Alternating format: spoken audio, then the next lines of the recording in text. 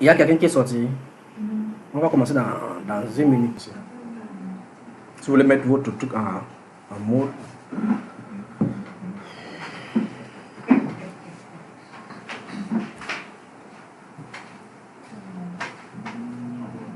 Donc on prend une respiration musicale le temps que les gens viennent. On a 2 minutes. On a 2 minutes. 2 minutes. Donc on a passé 1 minute. On revient dans un instant.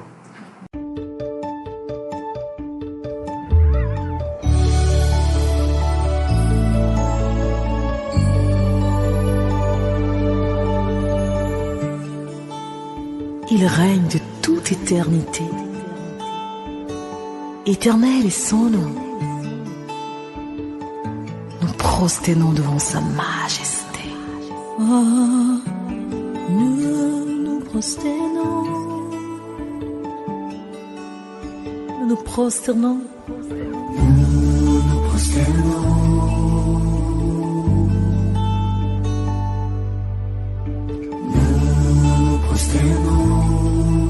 Devant ton trône, nous levons nos mains et nous levons nos mains. Nous voulons t'adorer et nous levons nos mains et nos cœurs. Alléluia, nous t'adorons.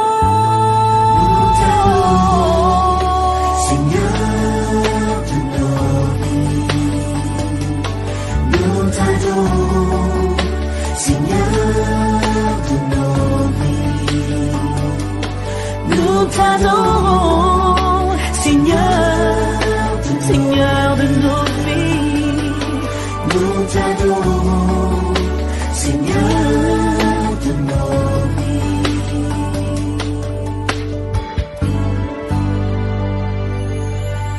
C'est à lui qu'appartient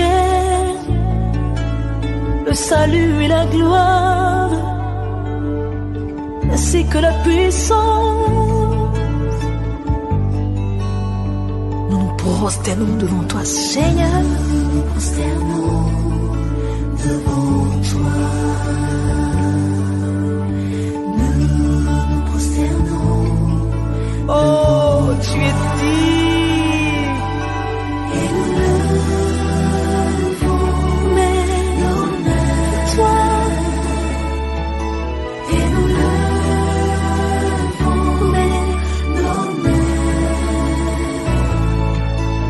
Nous levons nos mains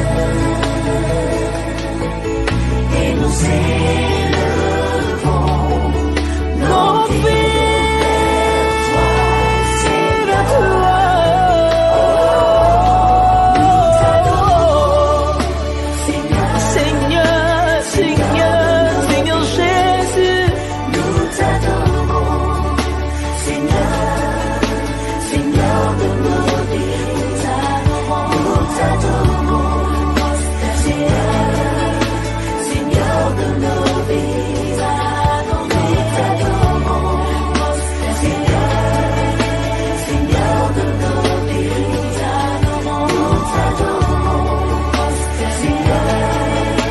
Seigneur de nos vies, nous t'adorons, Seigneur de nos vies, nous t'adorons.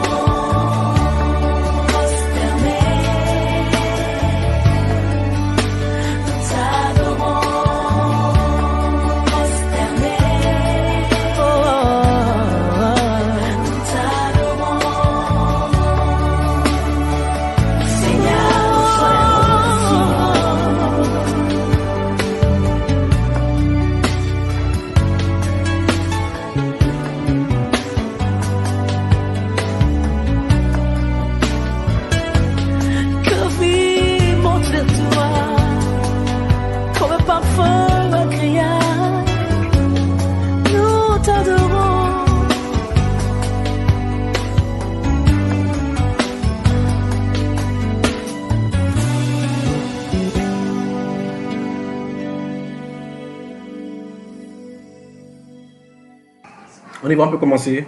Oui. Que Dieu vous bénisse. Amen. On peut commencer, n'est-ce pas? Il y a quelqu'un, il y a des gens dehors. Dans cette deuxième séance, on peut commencer là, les frères. Oui. Qui est dehors?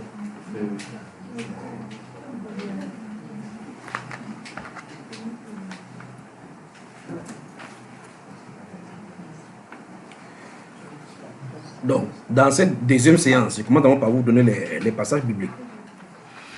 Vous les classez avec l'Ancien Testament et le Nouveau Testament. C'est beaucoup, on va lire au fur et à mesure. Dieu voulant.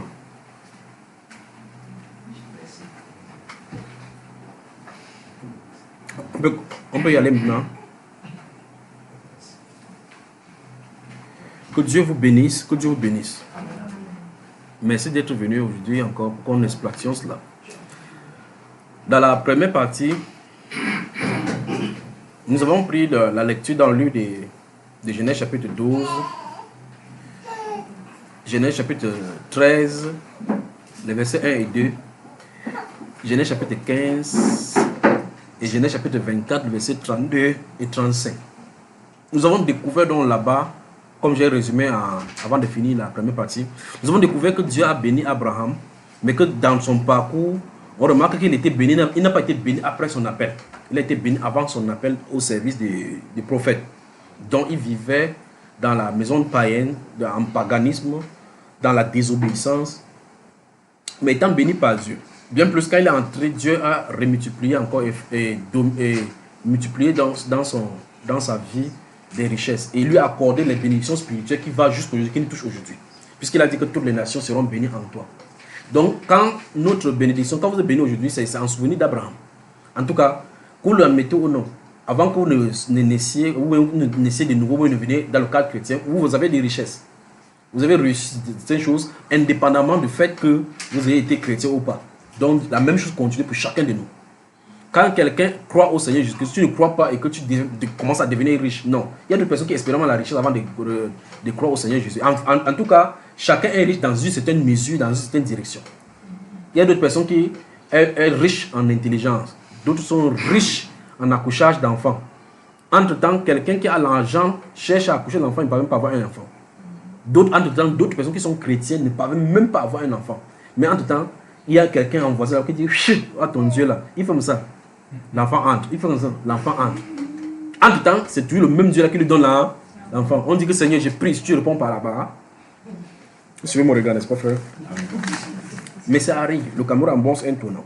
Notez, donc, vous avez noté dans la première partie, Genèse chapitre 12, verset 1 à 10, Genèse chapitre 13, verset 1 à 3, et chapitre 15 que nous avons lu, Genèse chapitre 24, verset 32 à 35. C'est ça qu'on a lu, n'est-ce pas? Oui. Normalement, nous avons lu Deutéronome chapitre 8, verset 1 à 17. C'est vrai que du verset 14 à 16, on a sorti donc jusqu'à 17, n'est-ce pas? Et puis j'ai cité l'histoire de Saül ici, dans le livre, ça se trouve dans le livre de 1 Samuel chapitre 9. Vous vous souvenez, n'est-ce pas, frère? Voilà.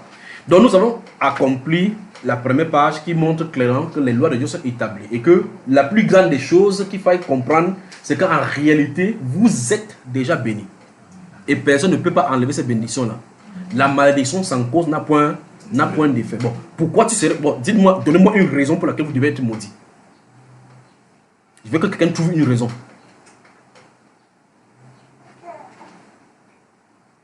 Parce que si on vous dit que si vous entrez dans une maison, vous saluez la maison, la bénédiction va sur lui, ça veut dire que vous n'avez pas porté de malédiction, vous avez porté des bénédictions. Donc c'est ce que nous avons découvert dans la première partie. Mais nous allons avancer. Allons-y. Notez Genèse, chapitre 7. Si vous avez d'autres styles, parce que c'est un passage, je vais vous demander de faire des indices, parce que quand il vous dit quelque chose, ça se trouve dans ce passage-là. Genèse chapitre 27, le verset 7, vous entourez le verset 7 là. Donc le verset 7. On va revenir sur ça de façon particulière. Vous y êtes? Genèse chapitre 7, le verset 7. Vous y êtes? Vous entourez le verset 7. Souvenez-vous, dans la première partie, nous avons entouré un mot. Vision. Vision, au chapitre 15, n'est-ce pas? Donc le verset 7 va nous intéresser encore. Genèse chapitre 27, le verset 7. Je veux combien? Genèse chapitre 27, le verset 7, c'est ça, non? 7. Bon, le vrai verset, c'est chapitre 27, verset 7. Vous y êtes? Vous mettez virgule. Vous notez maintenant, puis les versets 28 à 30. Nous allons commencer par là avant d'avancer. Et parce que c'est ça en relation avec ce que nous avons lu au chapitre 15. Vous avez noté? Donc j'ai dit Genèse chapitre 27, le verset 7. Le verset 7 nous intéresse. Puis les versets 28 et 30.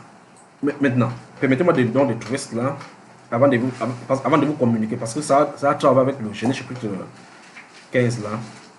Genèse chapitre 27.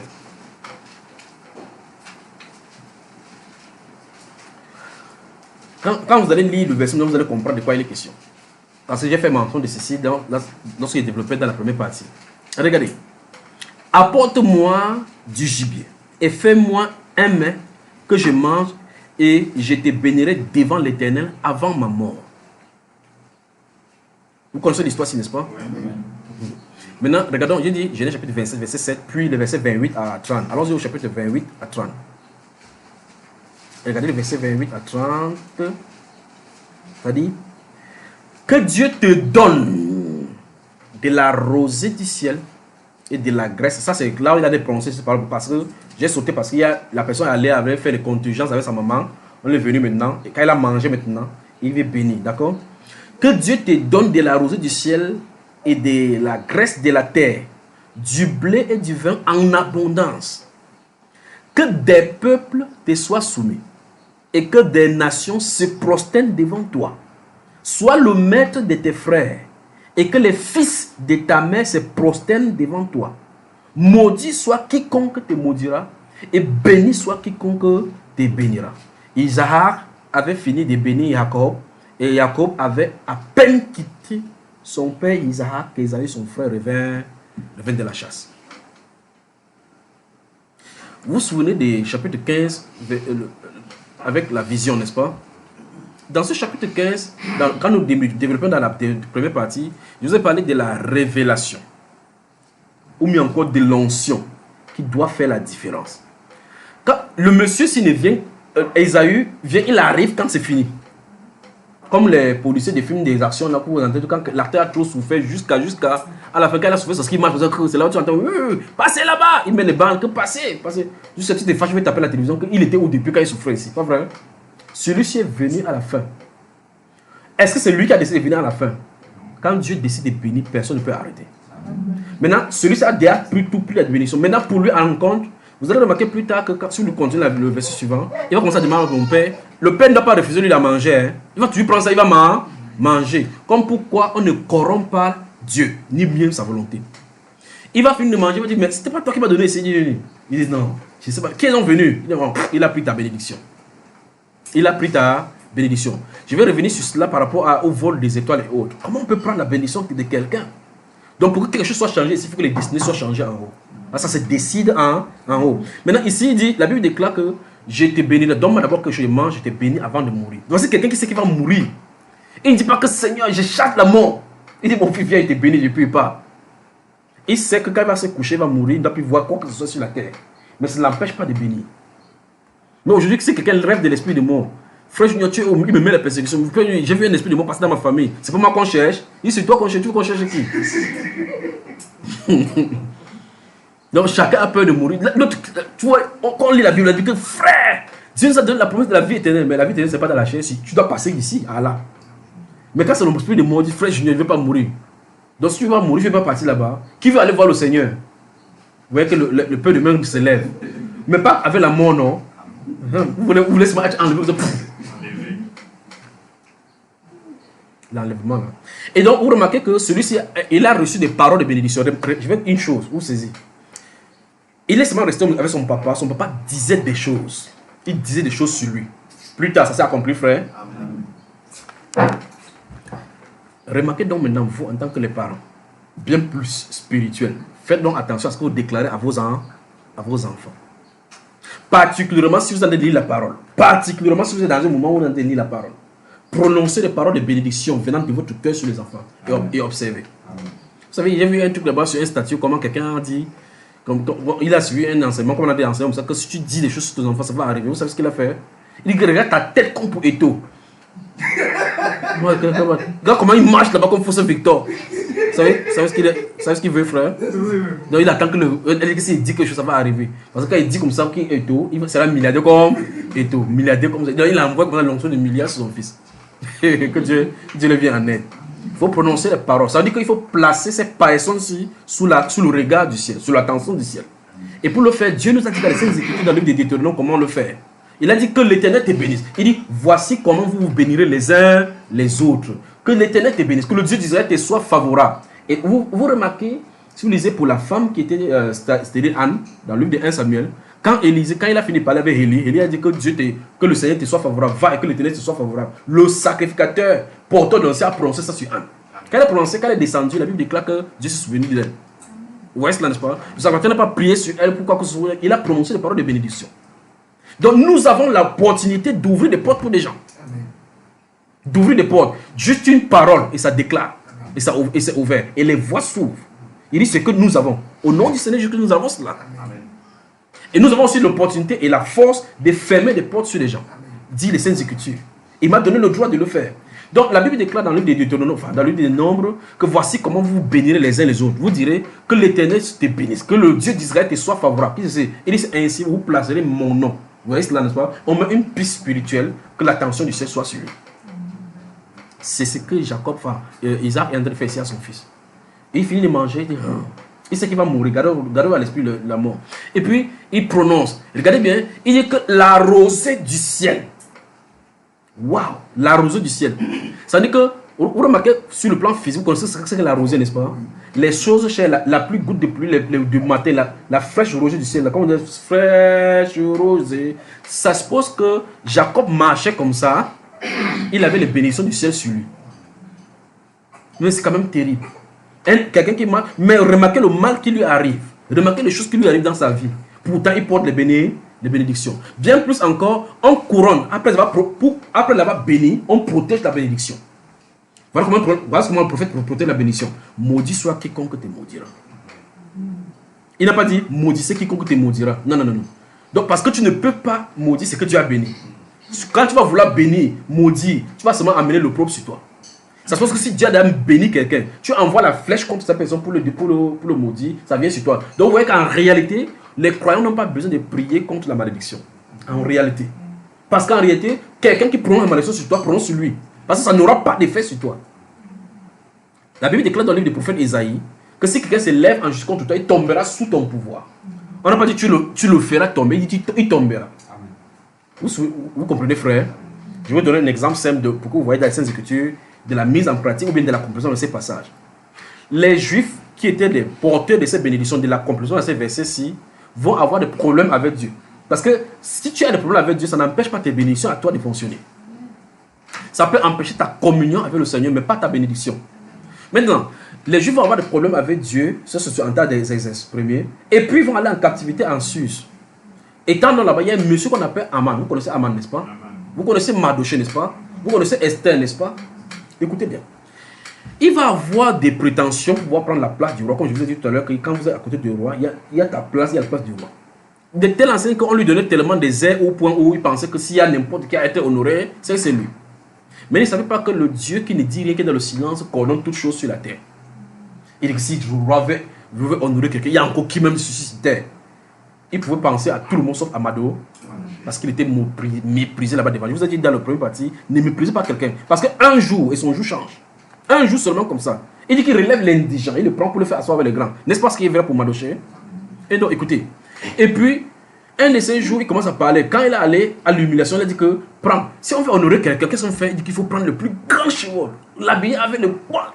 Il a bien conscience que, appeler Canal de tous les premiers francs 24 qu'on filme. Il dit, oh, bien, il convoque-les ici. Convoque. Il a fait ça bien parce qu'il savait que c'était lui.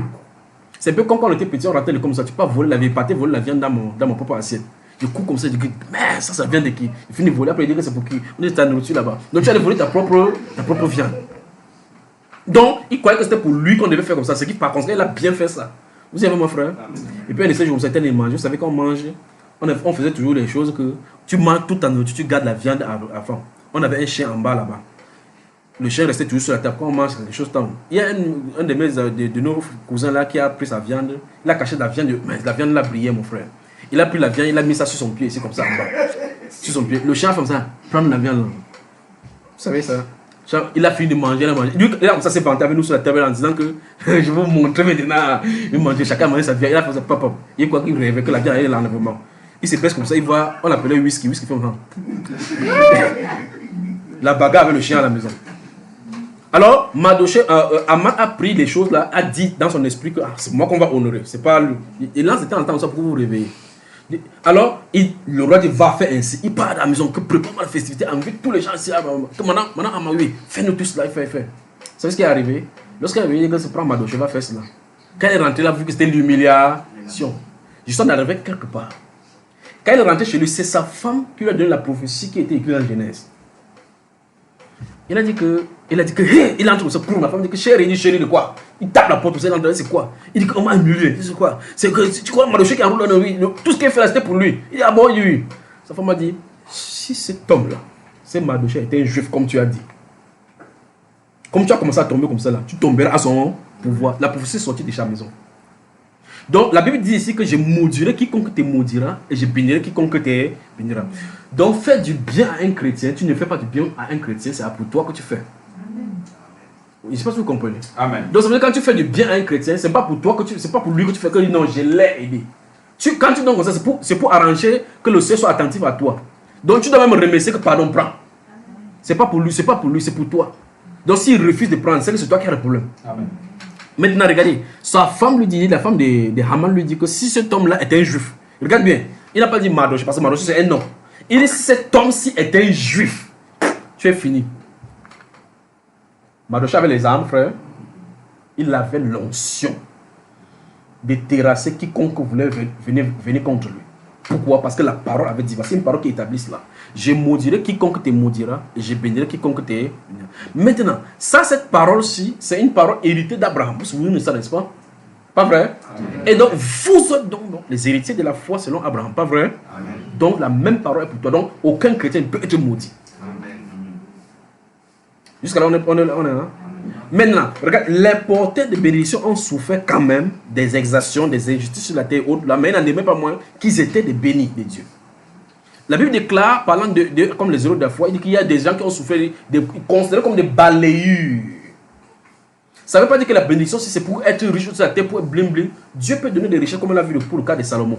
Et on va voir son cas particulièrement. Il peut donner des richesses aux gens pour se glorifier à lui. Mais il a mis les garde-fous sur ces richesses. Garde-toi de dire en ton cœur. Que ton cœur ne s'enfle pas. Vous voyez donc. Alors, on continue. Chapitre 28, notez le verset 1 à 3 de Genèse. Chapitre 28, verset 1 à 3. Il dit notez.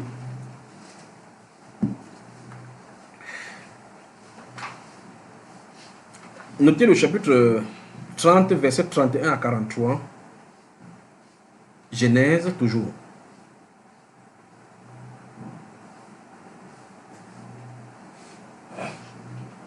Chapitre 30, verset 31 à 43.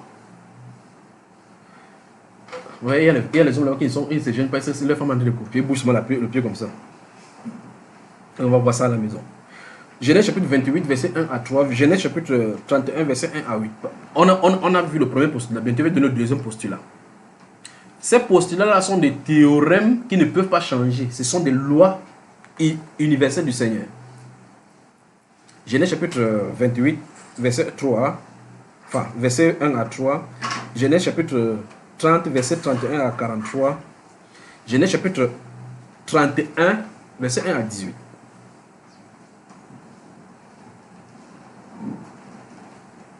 On y va?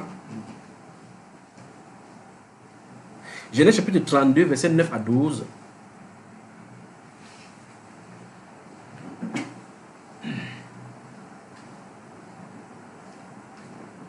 Vous y êtes? Genèse chapitre 26, verset 1 à 6.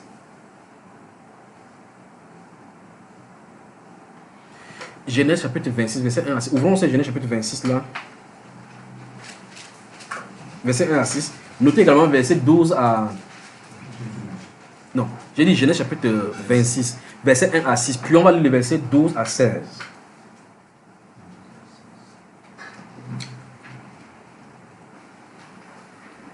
Regardez. Vous y je peux lire. Écoutez.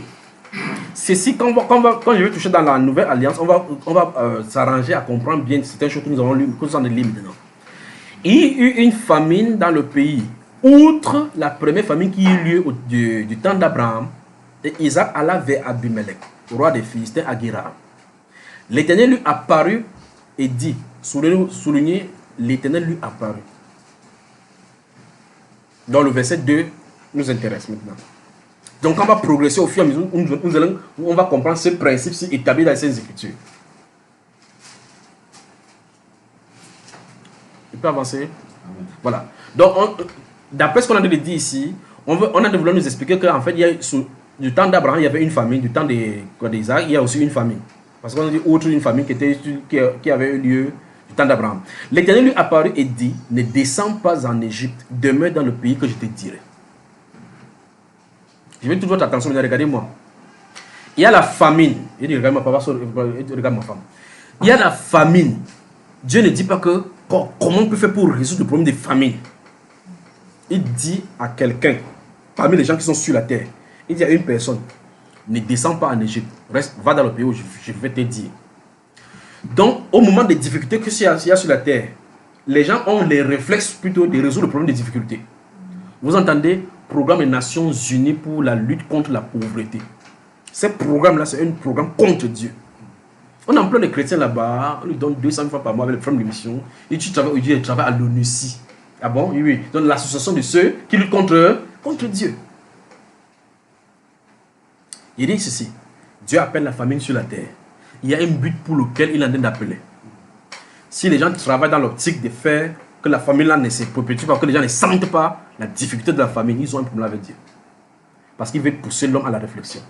Il veut mettre l'homme à genoux pour le pousser à comprendre qu'il est derrière ces choses-là. Donc normalement, quand il y a des sécheresses, quand il y a des famines, des inondations, voici ce qu'on doit faire. On a dit, Seigneur, nous nous repentons pour nos péchés. On cherche la face de Dieu. Donc ici il dit, l'Éternel lui apparaît. Il veut que vous regardez la façon de Dieu d'agir des choses et la façon de l'homme de comparer. Chaque fois quand l'homme a des difficultés, premier réflexe c'est qu'il faut que les difficultés quittent.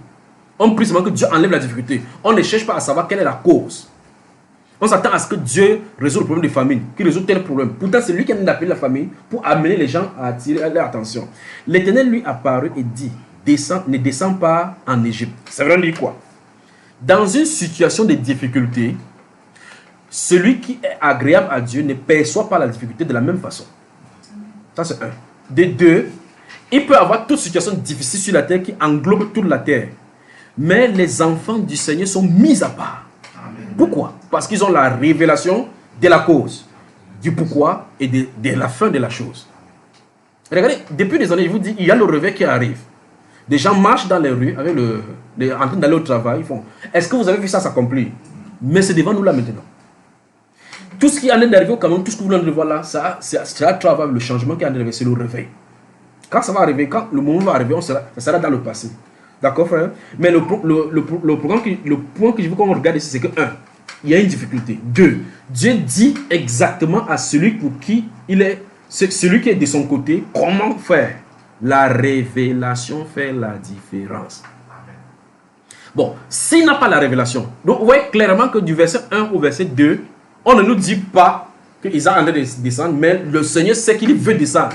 Parce que c'est que quand il y a la famine en Égypte, comme l'Égypte est à côté du Nil, c'est fertile là-bas. Par réflexe, on fuit pour aller là où il y a les ressources. Donc, la pensée humaine, c'est ça. La pensée humaine, c'est que réfugions-nous là où il y a la source. Le frère Junior dit que ce sera chaud à Douala. Direction l'ouest. Alors, le passé, il faut ne pas comment il y a le manuel là-bas, pas vrai frère? C'est ça, ils sont allés à l'ouest. Et ils sont allés à l'ouest parce que là-bas on sème la tomate, on dit que c'est fort, on part fou, on part là-bas, on flamme notre, on mange. Vous voyez que dans l'esprit humain, on a cherché déjà comment se prémunir de ces choses-là. Sans savoir ni quand ça va durer. Souvenez-vous quand Élie a prophétisé là-bas, lui il était à devant le torrent, il buvait l'eau, non? La sécheresse, quand on avait séché, le torrent ne s'évapore pas. Ce qui produit le torrent, au fur et à mesure, ça commence à sécher. Lui, il a commencé à lire l'heure de ces prophéties. Mais remarquez bien, dans ce moment, si vous prenez pour Élie, Dieu a donné la révélation. Parce qu'au milieu de la famine, de la sécheresse, il avait des ressources pour pouvoir se nourrir et survivre durant ce moment. La Bible ne nous donne pas combien de personnes sont mortes dessus de ces sécheresses. Encore moins de ces famines qui est donnée en Égypte, même pour le temps des pharaons. La Bible ne nous fait pas état de cela. Mais s'il y a une famille de grande envergure, il doit avoir forcément des effets dramatiques. Pas vrai? Restons sur le cas du verset 1 au verset 2. Le verset 1 et verset 2 montrent clairement qu'il y a une pensée en Isaac de descendre en Égypte. Dieu veut nous dire, ne fais pas comme les autres. La question c'est, ces personnes qui descendent en Égypte pour chercher les subsistants, Dieu ne les a-t-il pas créés? Voilà, maintenant. Dans la première partie, nous avons vu que les hommes créés de la terre avec les lois que Dieu a déjà énoncées dans la terre et à l'eau en eux. Bien plus cela, l'homme a en lui le souffle que Dieu lui a donné. Il a une autre loi. Troisième postulat. En dehors d'être homme, l'onction de Dieu fait la différence. Écrivez cela. Troisième postulat. Donc, quand vous êtes d'abord homme, vous êtes créé comme Dieu veut. Donc, vous êtes sorti de règne animal différent. Vous différez en eux. C'est pour dire quoi? Regardez bien. Vous allez comprendre que d'après ces choses, les lois vont de niveau après niveau. D'accord? Il y a la loi que l'eau produise des poissons, ainsi de suite. Il y a la loi que la terre produise ses fruits. Entre temps, pendant qu'il dit comme ça, l'homme est tiré de cette même terre. Donc cette loi-là se trouve en lui. Maintenant, après, Dieu souffle encore dans l'homme pour qu'il devienne un homme. Il ait les capacités de dominer. Ça, c'est une autre chose. Bien plus maintenant, il y a encore une autre onction que l'homme qui fait la différence encore doit recevoir. Alors, Isaac, si on pense sur le cadre morphologique, il était comme tous les autres êtres humains sur la terre, pas vrai? Tout comme Joseph et autres, là-bas qu'on a lu, Daniel, qu'on a lu. Ils étaient avec le même morphologie, ils n'avaient pas trois têtes, ils n'étaient pas en stature, pour la plupart. Mais ce qui faisait la différence, c'est les bénédictions qu'ils portaient en eux. Ils étaient enceintes des bénédictions spirituelles. Et donc, quand Dieu vient lui dire que ne descends pas en Égypte, il n'a pas dit ne descendez pas en Égypte. C'est que ça devient la prédication pour prêcher aux gens que ne descendez pas en Égypte, Dieu va vous bénir. Remarquez bien que quand Dieu dit comme ça, il ne dit pas à Isaac qu'il va prêcher ça sur toute la terre. Que ne descendez pas en Égypte, vous allez voir que le Dieu est tout puissant. Il lui dit ça, il voit sa révélation. On voit seulement qu'il va à contre-courant de ce que les autres sont en train de faire. Un sentiment va lui dire, mon ami, mes frères, je vais vous donner des saints secrets tout à l'heure. Voici une difficulté qui se passe sur la terre pour le cas d'espèce, c'est la famine. Donc s'il y a la famine, ça veut dire qu'il y a une sécheresse. Ça veut dire que là où on a des semis, on a des plantés, ça ne peut plus produire. Par conséquent, la subsistance ne peut pas être là. Réflexe, on va vers le Nil, là où il y a l'eau, on peut à coup d'eau, il va y avoir les semences là-bas. En tout cas, on a vu ça sur le cas des pharaons, et que Joseph a dit, là pour le cas d'espèce, on a dit qu'il va descendre, faire descendre ton papa qui vient ici. Là. Dieu a accepté à ce moment-là. Mais pour l'autre aussi, Dieu a dit à Isaac, de ne point descendre en Égypte. Donc, ça veut dire que derrière chaque difficulté qui arrive sur la terre, Dieu a les solutions pour ses enfants à lui. Il a les solutions. Quand il dit ne descends pas en Égypte, c'est lui seul qui n'entend pas vrai. Donc, il a la révélation de ce qu'il faut faire dans la famine. Il a la révélation de ce qu'il faut faire dans la famine. Donc, durant cette famine, supposons que Isaac entend cela et qu'il dit, mais frère, est-ce que c'est Dieu qui m'a parlé? Quand il va se tourner le lendemain, il ne doit pas voir la verdure, frère. Quand il va se tourner dehors le matin, il ne doit pas voir la verdure. Le soleil ne doit pas avoir changé pour que les trucs deviennent verts. C'est toujours la famine qui est là-bas. Mais Dieu est dans le processus de ces changements-là. Quand il a dit, ne descend pas. Qu'est-ce qu'il dit par la suite? Il dit, l'Éternel, verset 2, l'Éternel lui apparut et dit, ne descends pas en Égypte, demeure dans le pays qu'il te dirait. Séjourne dans ce pays-ci. Écoutez bien, je serai avec toi et je te bénirai. Car je donnerai toutes ces contrées à toi et à ta postérité. Et je tiendrai le serment que j'ai fait à Abraham, ton père. Je multiplierai ta postérité comme les étoiles du ciel. Je donnerai à ta postérité toutes ces contrées et toutes les nations de la terre seront bénies en ta postérité. Il a fait la prolongation de ce qu'il avait dit à Abraham en Isaac. Puis il dit parce que Abraham a obéi à ma voix et qu'il a observé mes ordres, mes commandements et mes statuts et mes lois. Et Isaac resta à Guérar. La suite de ce passage, ça va commencer à nous dire ce qu'il a raconté concernant le puits. Que lorsque les serviteurs d'Isaac creusaient le puits, l'eau jaillissait. Comment est-ce que l'eau sort scientifiquement alors que toute la terre est sèche? Parce qu'on va dire clairement que la nappe phréatique a été maintenant débusquée et puis il y a eu l'évaporation. Comment les papas peuvent expliquer ça scientifiquement? Que les endroits sont secs au point où il y a derrière les cratères qui s'ouvrent et qu'on creuse, il y a le puits. Comment ils peuvent expliquer ça? Ils vont dire qu'il y avait un reste d'eau qui avait résisté à l'évaporation. N'est-ce pas? Il manque. Mais ils peuvent mettre les choses géologiques là-bas et géotechniques pour pouvoir étudier le sol. Et trouver même des indices, même d'humidité. Sortir des formules avec des lois qu'ils ont, avec les lois de Newton, les lois de Descartes. Dire n'importe quoi et sortir des conclusions. Se faire des livres pour enseigner sur la science de l'ingénierie tectonique. Ils peuvent faire cela. Mais il y a une chose qui a conduit ça à la révélation. Est-ce que vous savez? Non, il ne donne pas encore ça au moment de ça, c'est quelqu'un qui veut dire, il faut qu'il codifie ici. Donc, regardez bien, il y a une famine, il y a une difficulté, parce qu'il vient pour le cas du Cameroun et pour le cas de l'Afrique, ce qui va arriver de façon générale. Il y a une famine qui est censée venir. Dieu dit à quelqu'un que reste dans la famine. La famine, là, c'est pour te garder. Donc, la famine a été la source de bénédiction pour Isaac. Il y a d'autres personnes qui ont dit que le type, c'est sûr qu'en venant ici, il va mourir. Il ne sait pas qu'il quitter le pays pour que lui possède le pays. Parce qu'ils ont quitté, fuir en Égypte. Tu as vu combien de personnes il veut te donner ça à toi, à tous tes enfants, comme ça. Quelqu'un va quitter et dire que non, le pays, là, il ne vient pas. On a besoin de tromper le pays où le lait et le miel. Voilà, ça maintenant, tu pars là-bas, même les criquets ont fui. Ah, même les criquets ont fui. Il voit sur le moment. Dieu voit sur le proche et le long terme, selon ses objectifs à lui. Lorsque Abraham va marcher avec l'autre et qu'ils vont se séparer à un moment donné, quand Abraham va laisser à l'autre le droit de choisir, ce qui n'est pas normal. Il va dire que regarde à gauche, si tu pars à gauche, il va à droite, si tu vas à droite, il va à gauche, si tu vas au nord, il va au sud, si tu vas au sud, il va au nord, si tu vas à l'ouest, il va à l'est. Il va regarder ce pan, il va la vallée des Tsouan, il va le verdure avec les fleurs des jalousies, il va dire que je suis jaloux des Tsouan. La verdure. Il a vu l'homosexualité, frère? Est-ce qu'il a vu l'homosexualité qui devait venir là-bas? Parce que le luxe attire toujours le péché sexuel. Vous voyez? Donc quand il va se tourner là-bas, Abraham va regarder la chaîne de membres, il dit, il y a les mouches là-bas, il va s'asseoir sur les chaînes. C'est là-bas où il y a le... Dis à quelqu'un que les chaînes de membres, c'est là où il y a le temps de rencontre avec le Seigneur. Vous voyez ça? Il s'est retiré sur les chaînes de membres. On dit qu'il y avait des verdures que sonnent. On dit qu'avant que l'Éternel ne les détruise, c'était comme un jardin de l'Éternel. Donc il a laissé à son cousin de choisir, à son neveu de choisir. Quand il a guetté, il a vu la verdure. Tu crois que lui, il voyait quoi, frère? Il ne voit pas par la foi, il ne voit pas la vue. Il dit que je prends ce que je vois. Normalement, il pouvait discuter ton propre, non, tu n'as même pas avant que le père dit que non, je te donne. Il dit, ok, comme tu forces, je prends. Dès qu'il a vu la verdure avec les fleurs, non, je prends ça. Et il ne savait pas que ce qu'il voyait là-bas devait être détruit plus tard. Vous avez remarqué ça, frère?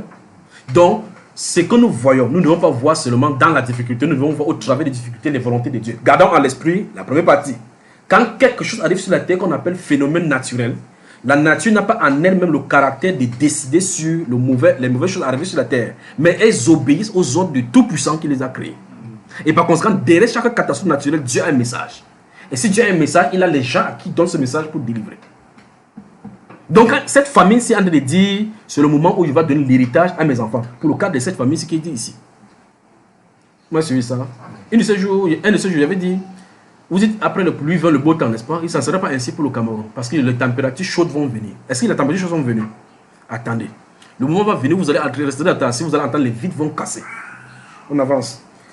Notez, vous avez noté chapitre 31, verset 1 à 18, n'est-ce pas?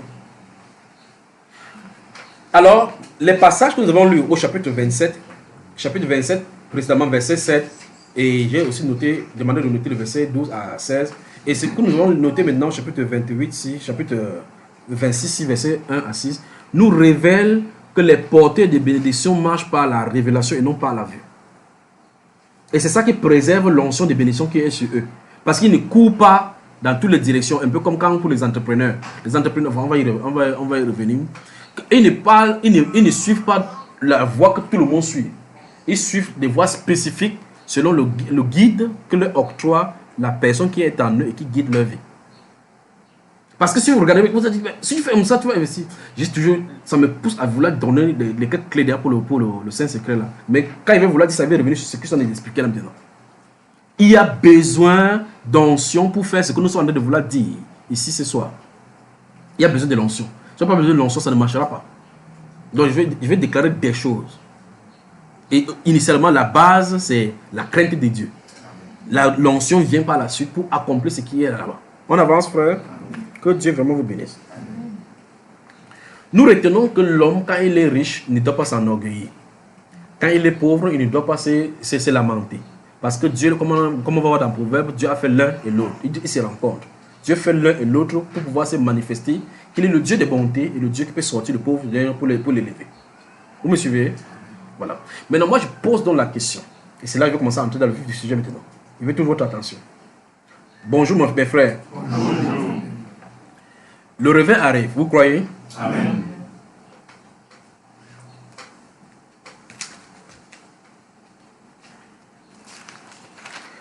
Tout ce qui sera fait durant ces réveils-là, les plans et tout ce qui va être fait, ce sont écrits. C'est là, c'est écrit, c'est noté là-bas. Des choses sont dites là-bas. Même si vous voulez voler ma Bible pour lire, vous allez ne pas comprendre. C'est dit encore. Je me suis fait bien état. Si quelqu'un vole ma Bible, il lit, il ne comprend pas bien. Alors, le réveil est en train d'arriver. Je vais vous dire maintenant, et je dis ceci en étant seulement dépassé de cette génération. Nous avons vu dans les Saintes Écritures que Dieu veut notre collaboration. L'œuvre de Dieu se fait avec la collaboration. Dieu fait son œuvre au travers des hommes par la collaboration. Nous sommes les collaborateurs de Dieu, des ambassadeurs du Seigneur, des ministres de sa justice. Pas vrai? Amen. Je pose la question. La voix dit depuis des années, le réveil arrive. La voix dit, il y aura des gens qui seront délivrés. Les prostituées vont venir, des musulmans vont venir. Je pose la question. Vous pensez que ça sera géré comment? Est-ce que vous réfléchissez au-delà de le réveil arrive? Je vous ai dit en amont ici dans la première partie que la réunion, c'est ce qu'on va voir à travers le réveil. Alors donc, le réveil arrive. Vous entendez? Le réveil arrive. Vous pensez que qu'est-ce que vous devez faire? Quand il parle de façon pratique. De façon pratique. Qu'est-ce que vous faites? Qu'est-ce que vous devez faire? Quand vous allez faire, ok, le réveil arrive. Est-ce qu'on croise les doigts comme ça, on a dit que le réveil arrive? Ou on dit, Seigneur, envoie le Saint-Esprit, envoie le réveil? Le Saint-Esprit, c'est une chose. Le réveil en elle-même, en lui-même, c'est une autre chose. La façon de gérer ça, c'est encore la plus grande. C'est pour ça que je suis de vouloir travailler ici, pour qu'on comprenne bien, on juxtapose ça bien. Vous avez moi? Bon, le réveil arrive. Boum, le Saint-Esprit est là. Les gens sont convertis. Il y a des gens qui abandonnent la sorcellerie. D'autres qui sont en bas maintenant. Les enfants qui quittent la famille, qu'on va les chasser. Il faut les faire sponsoriser. Vous prenez l'argent pour les envoyer à l'école. Parce que vous devez prendre soin. Vous avez mon frère? Amen. Vous devez faire quoi? Qu'est-ce que vous allez faire pour faire? Donc, on prie, frère, on prie chaque jour. Pointe quelqu'un maintenant dans les yeux. C'est facile, pointer que le doigt soit dans les yeux. Non, chacun avec sa femme. Tu pointes ton prochain. Non, pointe, voilà. Dis, on prie, mais on agit. On ne prie pas sans action. Voilà. Je veux que vous gardez ceci à l'esprit, que vous avez répété. Donc là, c'est pas comme ça qu'on a dit que telle chose va arriver. On prie aussi comme ça. Là, on attend voir. Hey, le réveil. Il y a des gens, et c'est légitime, on ne peut pas les empêcher cela. Ah, il a dit, on va aussi voir comment ça va arriver. Il y a un prophète qui s'est tenu là. Il a dit, demain à cette heure-ci, vous allez acheter des blés là-bas. Quand celui-là a regardé au niveau de ses yeux, il a dit que quand il dit des faussetés, il guette comme ça, il dit que les Sabiens vont venir. Non, il ne peut pas venir. Les Égyptiens, non. Il dit qu'il faut seulement que les fenêtres soient ouvertes dans le ciel. Pas vrai, frère? Effectivement, les fenêtres sont ouvertes dans le ciel pour relâcher cela. Quand il dit ça, c'est pour ça que quand vous ne comprenez pas les prophéties, ou bien quand vous ne comprenez pas quelque chose de Dieu, il faut fermer ta soupape. Parce que tu peux dire, ça déclenche quelque chose sur toi. Vous avez moi? Comme il a dit, s'il ne disait pas, s'il avait seulement ses pensées, peut-être le prophète pouvait dire ce qu'il a de penser. Il restait seulement tranquille. Vous avez le droit d'être Thomas. Mais vous n'avez pas le droit d'être Thomas jusqu'à pécher avec la bouche. Quand il s'est dit que pareille chose arriverait, c'est pour dire que ça n'arrivera pas. Tu le verras et tu ne participeras pas. Bon, il n'a pas dit, dans le langage prophétique, ça veut dire que tu vas mourir, tu vas quitter la terre. C'est ce que ça veut dire en langage prophétique. Il ne lui a pas dit que tu vas mourir. Il pouvait lui dire que tu vas mourir. Parce que si c'est que tu vas mourir, c'est que peut-être celui-là, comme il avait le pouvoir, il devait d'abord le tuer, que tu vas mourir après. Donc il a dit que tu le verras, mais tu ne participeras pas. Il dit, mais quelqu'un va dire, mais comment ça c'est possible? Comment tu peux voir sans participer? Tu vas attacher mes mains. Mais la Bible déclare, à cette heure-là, du lendemain, on a crié, monsieur de blé, monsieur de blé. Hein? C'est où c'est sorti? Il cherchait la porte du ciel, il a dit qu'il devait sortir. Pas vrai, frère? Les gens disent, ah, c'est pas ouvre en partant, il voulait partir, on l'a bousculé. La Bible déclare qu'il y a eu un mort. Le journal de ces moments-là avait réussi un seul mort, et c'était lui. Parce qu'il avait aussi sa soupape, son tir d'échappement, il a dit ce qu'il ne le conseille pas. Donc quand les choses sont de l'ordre spirituel, si vous ne comprenez pas, ne vous aventurez pas. Jésus était resté là quelques jours, il était en train de parler. Malheur à vous, pharisiens. Malheur à vous. Quelqu'un entend comme ça, dit, Seigneur, en disant ça aux pharisiens, tu dis aussi à nous comme ça, docteur. Il dit, et vous, docteur de la loi. Malheur à vous, parce que, ouais, frère, il a cherché le problème sur le docteur de la loi. Si tu es tranquille, Jésus devait finir avec les pharisiens, partir lui tranquillement. Pas qu'il ne connaît pas ce qui est écrit sur eux. Pas qu'il ne connaît pas ce qui est écrit sur eux. Il connaît. Mais il faut quelque chose, un élément déclencheur pour qu'il prononce. Et quand il a prononcé, que tu ne veux pas, ça va s'attacher à vous. Vous me suivez, frère? On monte à Jérusalem où le fils de l'homme sera livré. Et l'heure vient comme il s'est écrit, frappe le berger et les brebis vont disparaître. Eh Seigneur, mais si on frappe tout le monde, je vais résister à ces passages-là. Ah bon, hein? Donc si on frappe tout le monde, je serai le seul à t'essuyer. Ah bon, oui. Ok. Ce qui est peut-être prévu dans ton truc, c'est que le coq ne doit pas chanter 2 fois que tu vas régner. Pas vrai, frère? Le coq chanter 2 fois. Moi, régner ne serait écrit. Non, il ne peut pas le régner. Il a approché mon couteau ici. N'est-ce pas une femme qui l'a effrayé, frère? Il n'a pas le couteau entre ses reins. Mais toi là, tu parles comme le chrétien. Tu dis, quand on parle, tu dis Amen. Tu es un chrétien. Hey, il dit, c'est le macabre. On t'a envoyé derrière moi. Parmi tout le monde qui était là-bas, on attendait seulement que c'est lui qui parle, frère. N'est-ce pas, il a régné. Il dit, moi, je ne connais pas le Christ, moi. C'est le capitaine qui va me ça là. Pour dire quoi? Pour dire, dans le spirituel, il y a des choses qui sont écrites sur nous. Il y a des choses qui sont écrites sur nous dans le spirituel. Vous pouvez faire quelque chose de bien, quelqu'un déclenche quelque chose sur vous. Vous faites quelque chose de mal, on déclenche quelque chose sur vous. Donc il y a le bien et le mal qui nous attend en haut là-bas. Il faut seulement qu'on prononce. Alors, quand quelque chose est spirituel, qu'on ne connaît pas, il faut fermer son tuyau d'échappement et ne pas parler. Alors le réveil arrive. Il y a donc 3 groupes. Le groupe de ceux qui croient. Les ceux qui sont les Thomas et les gens qui ne croient pas. Les Thomas, c'est leur droit. Donc chaque personne, c'est leur droit. Est-ce que vous croyez au réveil qui est censé arriver? Peut-être vous dites Amen fort, mais non, je dis Amen fort, comme vous avez fait ça sur les statuts là, que je dis Amen fort parce que vous entendez que plusieurs prédicateurs portent ça et vous voyez que c'est évident maintenant. Mais depuis des années quand il passe, c'était pas évident de voir que le réveil arrivait. Et avant ce réveil, Dieu a voulu d'abord faire taire le nom des hommes de Dieu, le nom des hommes de Dieu, rabaisser ça pour faire disparaître le nom avant que c'est révélé. Parce que Christ veut se révéler. On avance, frère. Alors, donc, comme le réveil arrive, il dit qu'est-ce qu'on fait en préparation? Qu'est-ce qu'on fait? On va voir cela dans les Écritures quand le maître va parler. Qu'est-ce qu'on fait en préparation? Vous êtes collaborateur de Dieu. Dieu travaille avec vous dans la collaboration. Qu'est-ce que vous faites donc en présage? En préparation, le réveil arrive. Est-ce qu'on croise la main comme ça que le réveil arrive? Vous croisez la main, ça va te retarder. Vous croisez la main, ça va retarder. On peut anticiper des choses. On peut pousser à ce que ça déclenche. On peut pousser à ce que ça déclenche. Quand Dieu dit que c'est au pouvoir de l'église, ça dit qu'on peut déclencher cela. Amen. Ça, c'est ce qui est de la branche du réveil. Je veux dire, maintenant, dans la phase de la vivabilité, ou bien de la viabilité, ou bien encore de la force pratique, comment est-ce que vous allez vivre le réveil en amour? Il y a des choses spirituelles qu'on va vivre que ça ne nous concerne pas. Comment Dieu va conduire avec le réveil, on ne nous concerne pas. Mais tu auras besoin de manger. Le Saint-Esprit ne prendra pas la pluie pour mettre dans ta bouche. N'attendez pas ce qu'il y a des miracles là. D'accord, frère? Que j'avais fait comme ça. Un bras est sorti dans l'air, ça a mis comme ça. N'attendez pas cela. Il y a des choses que nous devions faire. Il y a des choses qui se regorgent de Dieu. Il y a des choses que nous devons faire. C'est pour ça que je pose la question. Quand les gens seront délivrés, les fous seront délivrés, que la famille va rejeter, où est-ce que vous allez les accueillir? On nous a dit, vous devez construire la belle maison. Vous allez les accueillir comment? Des gens qui souffrent, qu'on va trouver là. Il y a des gens qui auront besoin de famille. Qui auront de la famille. Il va falloir qu'on nourrisse. Vous allez faire comment?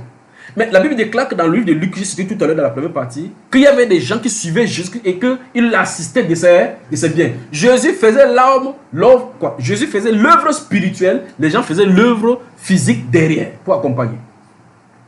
Ceux-ci n'étaient pas là pour dire donc le réveil, comment on le réveille. Regardez bien, Jésus c'était le réveil même en personne. Il marchait pour réveiller les gens. Pendant qu'il marchait pour réveiller, il y avait des gens qui étaient en association là-bas à lui, liés à son œuvre, pour pouvoir aider ceux qui l'aidaient dans son ministère. Pas vrai? Maintenant, regardez, Paul l'apôtre avait la même chose. Il était là pour réveiller les nations. Pas vrai? La Bible déclare qu'il y a vous appelez votre Dorcas là, comment il s'appelle? Enfin, il y a Dorcas, il y a les autres, et pas Lydie, celle-là de Romains chapitre 16, comment ça s'appelle encore? Phoebe, elle dit qu'elle a donné une grande aide aux autres et à moi et à moi-même. Voici une femme dans le ministère qui aidait les gens. Vous, votre travail, ce sera quoi? Quand le réveil sera là. Ou bien on attend seulement que le Saint-Esprit vienne. Ou bien le réveil de la tête, c'est qu'il veut tendre la main comme ça, les gens vont se lever. Oh, lève-toi, oui. Quand il se lève, après il dit j'ai faim. Tu fais comment?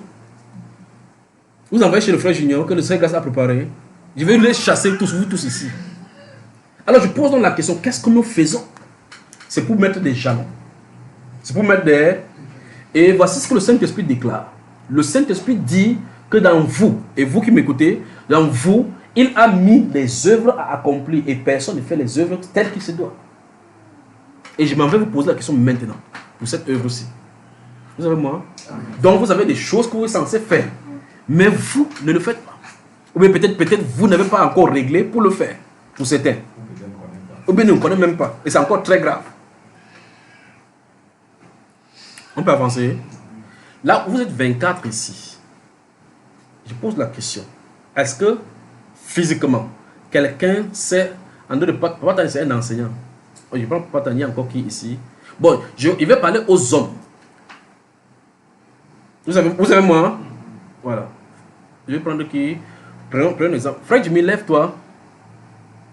Ne t'inquiète pas, poser pas seulement à toi, il poser à tout le monde. On va aller. Parce que je vais maintenant déployer, c'est pourquoi nous sommes là. Et puis, je ne sais pas à quel moment on va donner le secret. Frère Jimmy, ça va?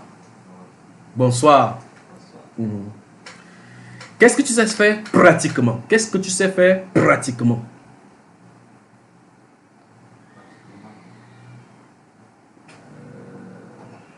Tu entends ce qu'il dit? Parle fort, frère. Non, pratiquement. Parce qu'il fait quotidiennement. J'ai dit quotidiennement. Bon, en fait, pratiquement, ce que je sais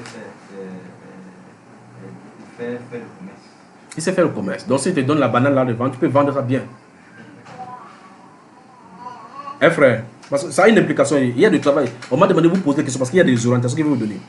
Écoutez, ce que je suis en train de faire maintenant, ça c'est Dieu qui m'a demandé de faire cela. Comprenez donc que Séance Tenant est créé J&G Consulting.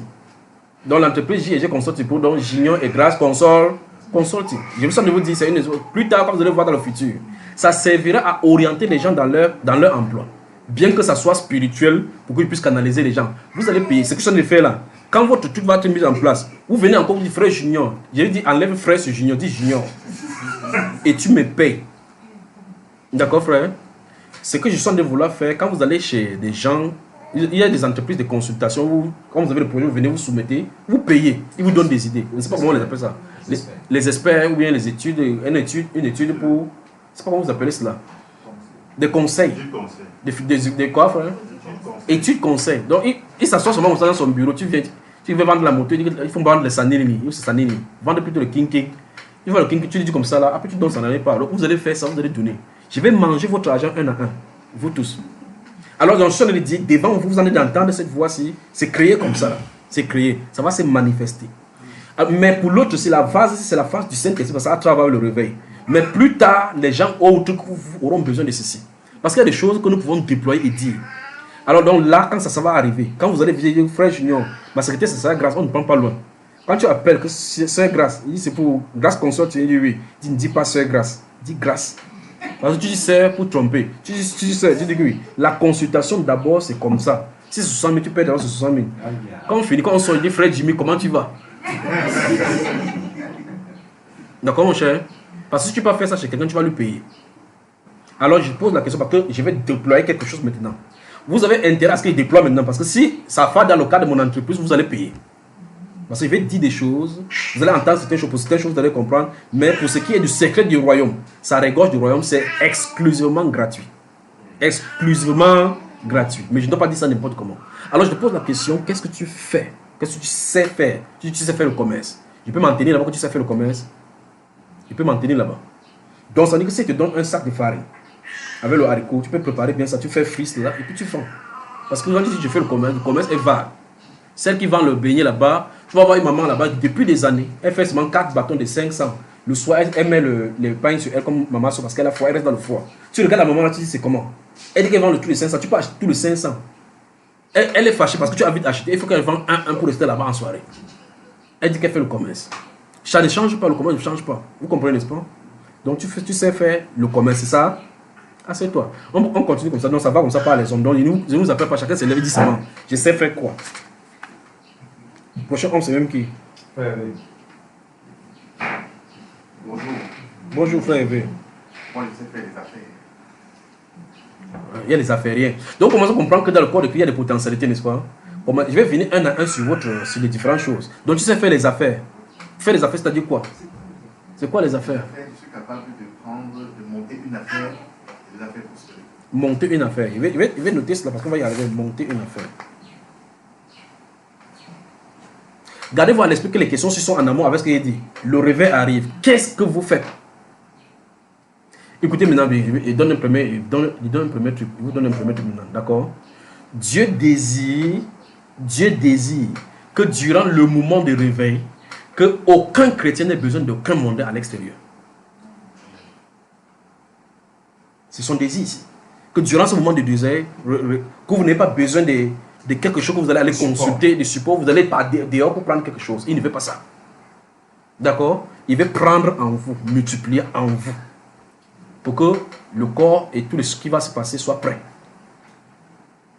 Je suis en train d'entendre mon frère parler là maintenant. Ça c'est la voix de mon frère ça. Vous entendez la voix de Paul là dedans? Ça c'est la voix de... Attends, allons-y voir dans la Bible. C'est quoi que ça c'est écrit dans la Bible? Ouvrez 1 Thessaloniciens, voir. Wow.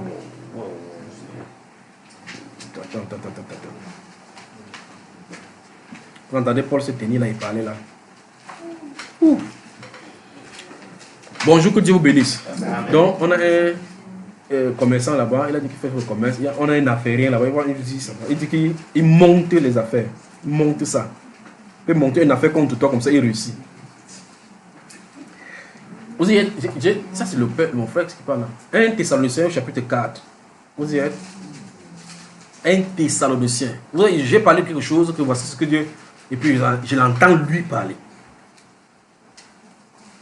Chapitre 4, verset 8 à 12. Je vais lire ça. Il faut que je trouve. Il commence par dire, celui donc qui rejette ses préceptes ne rejette pas un homme, mais Dieu qui vous a aussi donné son Saint-Esprit. Pour ce qui est de l'amour fraternel, nous sommes dans 1 Thessaloniciens chapitre 4. Je suis en train à partir du verset 8 jusqu'au 12. J'y vais. Pour ce qui est de... Vous pouvez entendre Paul parler. Il me parle de la lecture, de l'entendre parler. Où se tient là, il dit, c'est ce que j'ai dit. Vous pouvez l'entendre parler.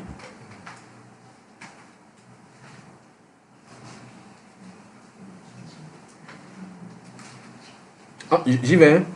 Pour ce qui est de l'amour fraternel, verset 9, vous avez appris, vous n'avez pas besoin qu'on vous en écrive, car vous avez vous-même appris de Dieu à vous aimer les uns les autres. Et c'est aussi ce que vous faites envers tous les frères dans la Macédoine entière. Vous avez vu cela? Il dit ici que vous avez déjà appris vous-même de Dieu à vous aimer les uns les autres. Les uns les autres, c'est au milieu de la fraternité, entre les chrétiens. Il dit c'est ce que vous faites envers tous les frères dans la Macédoine. Ça veut dire que leur amour, là, en Thessalonique, avait transcendé la barrière géographique au point où ça s'appliquait déjà sur les frères de la Macédonie.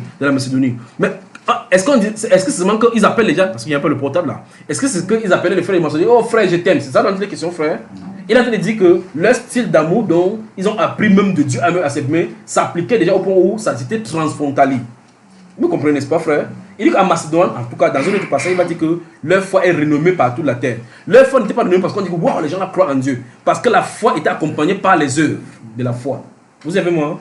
La Bible déclare ici, et c'est aussi ce que vous faites envers tous les frères dans la Macédoine entière. Mais nous vous exhortons, frères, à abonder toujours plus dans cet amour.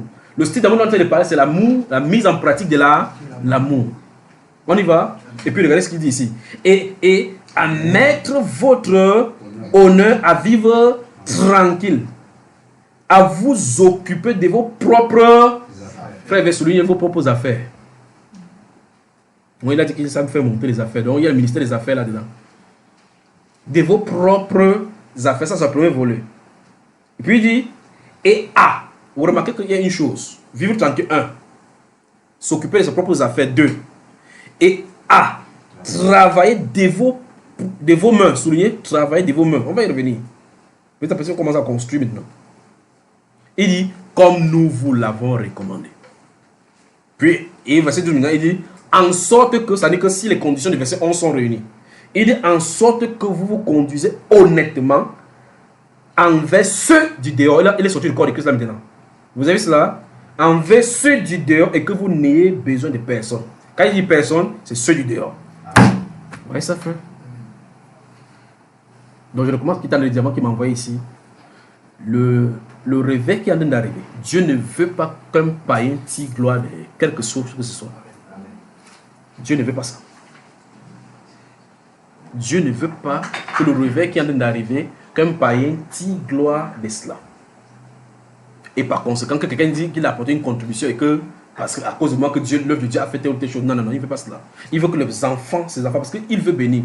Je vais tout le temps à balancer le secret là. C'est le secret. Il veut bénir ses enfants de telle enseigne que nous n'ayons pas besoin de quoi que ce soit. C'est l'une des raisons d'être pour laquelle il a accepté le corona. C'est l'une des raisons. Ce qu'il veut déployer, c'est ce qu'il veut dire là maintenant. Hormis les morts, hormis les gens qui vont mourir au là-bas, c'est l'une des raisons. Gardez-vous à l'esprit, la famine de Guéra ne descend pas à l'Égypte. C'est l'une des raisons, c'est l'une des principales. Le réveil, la cause du réveil et ces choses que je viens de vous dire là maintenant, c'est l'une des principales raisons pour laquelle il a laissé le corona. Que ce corona soit dehors. Donc le corona est dehors, de tuer les gens, soumettre les gens que vous connaissez. C'est l'une des raisons. Vous gardez à l'esprit que tout à l'heure il dit qu'il a permis que la famille, les gens quittent le terrain, pour qu'ils donnent le terrain, le secret. voyez, les gens quittent le territoire, ils disent prenez le territoire, prenez, voici le territoire, donné comme ça jusqu'ici, à cause de la famine. Peut-être que certaines personnes sont mortes dans la famine, ça ne le conseille pas, il ne gère pas cela. Mais il a pour but de donner le secret à celui qui est dans ce côté pour dire ce qui est censé se passer dans ce moment de difficulté. Vous me suivez, frère? Donc je suis en train de vous décliner doucement le secret. Mais comme ce n'est pas tout le monde qui nous entend, c'est tout le monde qui nous entend, je ne dois pas dire des choses, mais vous les chrétiens, vous devez comprendre ce qu'on est dit. Il y a une famine que Dieu occasionne, ça peut tuer les gens, ça peut amener les gens à quitter, mais il veut donner la possession de ces choses à ses enfants. Vous avez moi? Donc, Paul, l'apôtre dit ici, ce qu'il dit que Dieu, dans ce réveil, s'il ne veut pas que nous ayons besoin de quelqu'un de l'extérieur. Et par conséquent, le Saint-Esprit veut en amont qu'on soit préparé. Maintenant, voici un commerçant, voici un affairiste. On continue. Frère de l'ancien. Bonjour, bien-aimé dans le Seigneur. Oui. Va droit au billet, tu nous bien-aimé. Oui. Je sais jouer le rôle de conseiller juridique. De conseiller juridique. Dans le domaine des affaires. Donc, tu vois que quand ils sont même assis côte à côte. Donc, si frère Eva a dans ses affaires, il va le donner. Ça va nous dire quoi concrètement? Le frère Eva a dit tout à l'heure qu'il est affairien. Mais quand il sait faire des affaires, quand il va penser qu'il va faire des affaires, regardez bien ce qu'il va faire. Quand il se couche chez lui, quand sa femme va finir de donner un peu de... Vous savez qu'ils aiment le couscous là-bas. Quand il finit de faire le couscous, il mange bien. Quand il mange, en touchant son ventre, il dit, chérie, qu'est-ce que tu vas faire demain? Il dit, trouve-moi un 500 000. Tu me fais un 500 000 dans 7 jours. Tu vas voir, parce qu'il a dit que j'essaie de monter les affaires et ça réussit, ça prospère. Si tu me donnes les 500 000 là, je ne me dis pas 3, je te donne 1 million. Ça c'est 1 million. Il va 500 000 qui va me tuer par 3, pas vrai? Bon, supposons qu'il met ça dans une affaire et que la personne refuse de lui donner l'argent. C'est-à-dire parce que l'espérance, c'est qu'il a vu le but et il a l'objectif d'obtenir 1,5 million par la suite. C'est un exemple qu'il prend. D'accord? Il a dit dans 3 jours, il va te donner 3 millions. Quand ça prend comme ça, que 500 000, en 3 jours, tu as 3 millions, lui, il te donne. C'est pour cela, c'est avec ces choses, c'est gardez voir l'esprit ici. C'est avec ces choses que Satan a mis en place les choses comme les paris mutuels humains. Ou bien, mais les gens sont entrés dans le football, ils appellent bête, quoi, quelque chose comme ça là. C'est parce qu'ils font là-bas, ils font des. Vous voyez, même les papas qui n'ont pas fréquenté sont en train d'apprendre. Ils calculent là-bas, c'est parce qu'ils calculent là-bas. Vous me suivez? Je vais vous dire quelque chose qui s'est passé. Satan a failli pervertir ces choses que Dieu m'a données depuis. Quand j'étais en Consamba, il y avait des papas qui venaient me visiter chaque fois. Parce que je les entendais tout simplement parler.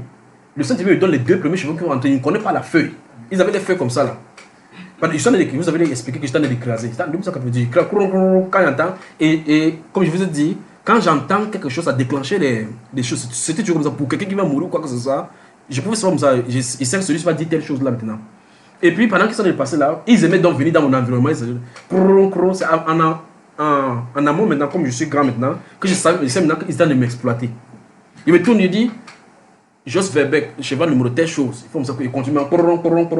Il dit, hein? Après il prend sa Bible, il étudie. Il dit que l'enfant là parlé, il met 1 et 2. Il associe maintenant ce qu'il va associer. Beaucoup gagner comme ça.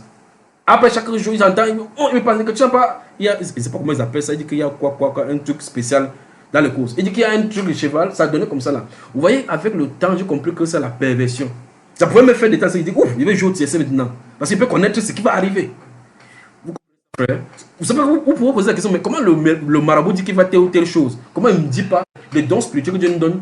Les gens peuvent faire n'importe quoi de ça. Mais je vais, frère. Donc, voici le frère Hervé qui dit, je vais avoir 500 000. Avec 500 000, Thomas, ça va te donner 1,5 million dans 3 jours. Il ne sait pas qu'il y a des aléas, et on va toucher cela également. Il y a des paramètres quand vous faites et le commerce, et quoi que ce soit, il y a des paramètres quand vous êtes entrepreneur que vous ne maîtrisez pas. Il y a des fluctuations. Je prends un cas simple pour qu'on puisse saisir. En 2014, on donne au Cameroun l'organisation de la CAN 2019. Les gens se ruent. Ruent. L'anglais là. Les gens se ruent vers la course aux emprunts. Ils vont dans des banques, prennent des emprunts, vont aux enclaves du stade, trouvent des terrains construits, commencent à finir. Vers la fin, et si vous remarquez, si vous suivez le dynamisme, c'est Mango FM, pendant que j'en ai parlé là-bas, on a parlé des masturbations et élections présidentielles, il dit, et voici même la CAN du Cameroun et le Cameroun risque perd. Quand j'ai dit cela à l'entendre, après j'ai regardé et puis j'ai dit, parce que mon épouse était là à l'intérieur, la façon que je parlais là-bas, j'entendais des bruits de jeu, j'avais comme l'impression, parce que nous sommes en plein Bonanjo, et il y a les gendarmes à côté, je crois qu'il y avait les gendarmes là-bas à côté. Donc, clairement, il est révélé que le Cameroun va perdre cela. L'organisation de la CAN, c'est dit à la radio, c'est là, si vous écoutez, vous allez entendre ça là-dedans. Alors donc, j'ai dit, et quand le Cameroun risque de perdre cela, Une prophétie dit qu'ils vont perdre cela, sans compter combien de personnes ont fait des prêts bancaires. Alors si Hervé est dans le cas là, il se dit que si il y a la canne dure peut-être 2 mois, je ne sais pas combien de mois ça dure. Il se prend ça maintenant, il investit dans les hôtels là-bas. Après, durant ce moment-là, on va mettre un prix à telle chose. Il a tapé le calculatrice parce qu'il a dit qu'il monte une affaire et il prospère. Quand il fait ça, il y a un paramètre d'une façon qui peut arriver dans un cas parce que son affaire ne sort pas en un seul jour. C'est un procédure, il faut qu'il fasse ça en amont, en préparation. Entre-temps, il y a des aléas qui peuvent faire que la canne ne se joue pas. Pas vrai, frère? Et effectivement, ce paramètre-là a été vérifié. La canne ne doit pas se jouer. Quelle est l'implication sur cet homme d'affaires qui, ayant prêté de l'argent en donnant les échéances des dettes, et auquel cas il signe un dossier que si ça se passe, il y a des échéances maintenant de surendettement. C'est-à-dire, je ne sais pas comment vous appelez ça, il y a les taux des intérêts qui vont ajouter. Vous voyez que quelqu'un qui croyait qu'il devrait avoir juste un passage à brio se trouve endetté. Il y a des paramètres donc qu'on ne maîtrise pas. Point quelqu'un dit, d'où la nécessité de la révélation. C'est ça le point. Voilà l'instant. Maintenant, la révélation, c'est quoi? Il consulte Dieu, Seigneur, la canne 2019. Il dit, oublie. Quand il dit oublie, l'implication, c'est qu'il ne fait pas les affaires. Donc, quelqu'un dit, un bon homme d'affaires, un bon chrétien, homme d'affaires, doit avoir une bonne révélation pour ses affaires. Vous voyez? Donc, si le frère Hervé veut faire l'affaire, il doit avoir la révélation des affaires. Mais vous pouvez dire, j'ai mes partenaires extérieurs. Et que le partenaire extérieur était un dealer, un trafiquant de drogue. Vous dites, non, j'achète mes choses à l'extérieur et puis je viens ici. Mes choses viennent de Dubaï. Et maintenant, tu dis que c'est un partenaire, je l'ai rencontré sur Internet. Tout à l'heure, nous avons dit que quelqu'un peut se joindre à vous et qu'il est là pour tenir le dessein de Dieu dans votre vie. Pas vrai? Celui-là, lui-même, de son côté, est contacté par un dealer qui est un vendeur de cocaïne. Tu es au courant de ça? Ta part, c'est que tu voulais faire quoi? Venir les farines en poudre au Cameroun. J'ai l'exclusivité. Et ton nom est signé sur le papier que Hervé Mambou a l'exclusivité de farine Ping Ping au Cameroun. Ta farine s'appelle quoi? Ping Ping. Voilà, maintenant tu commences à faire. Tu fais venir un camion, ça vient d'abord, boum. Tu commences à vendre sans problème. Troisième fois dans cette farine, on introduit la drogue. Qu'est-ce qu'on va arrêter? Point quelqu'un dit qu'il faut la révélation. C'est ça dont c'est question. Je parle dans la Bible où on déploie ça partout là-bas, où toutes ces choses sont. En fait, j'ai donné un indice là-bas dès le départ, toutes ces choses-là. Donc vous voyez que ces choses, pour ternir l'image, c'est pas difficile. Quelqu'un peut vous saboter en faisant telle chose. Il y a des gens qui peuvent prendre votre truc, vous faites des spaghettis, telle marque, Mpampa, que votre spaghetti, maintenant c'est Mpampa. Quelqu'un pour faire du mal chez vous, dit comme la marque Mpampa de partie, pas faire des marques, n'est-ce pas? On arrête des gens chaque jour qui font des faux Mata Guinness, des fausses choses. Maintenant, si ça vient sur le marché, tu bois, tu tombes malade. Ça va sortir dans la presse que tu bois la matcha, tu tombes malade. C'est l'image de ce produit-là qui est saboté.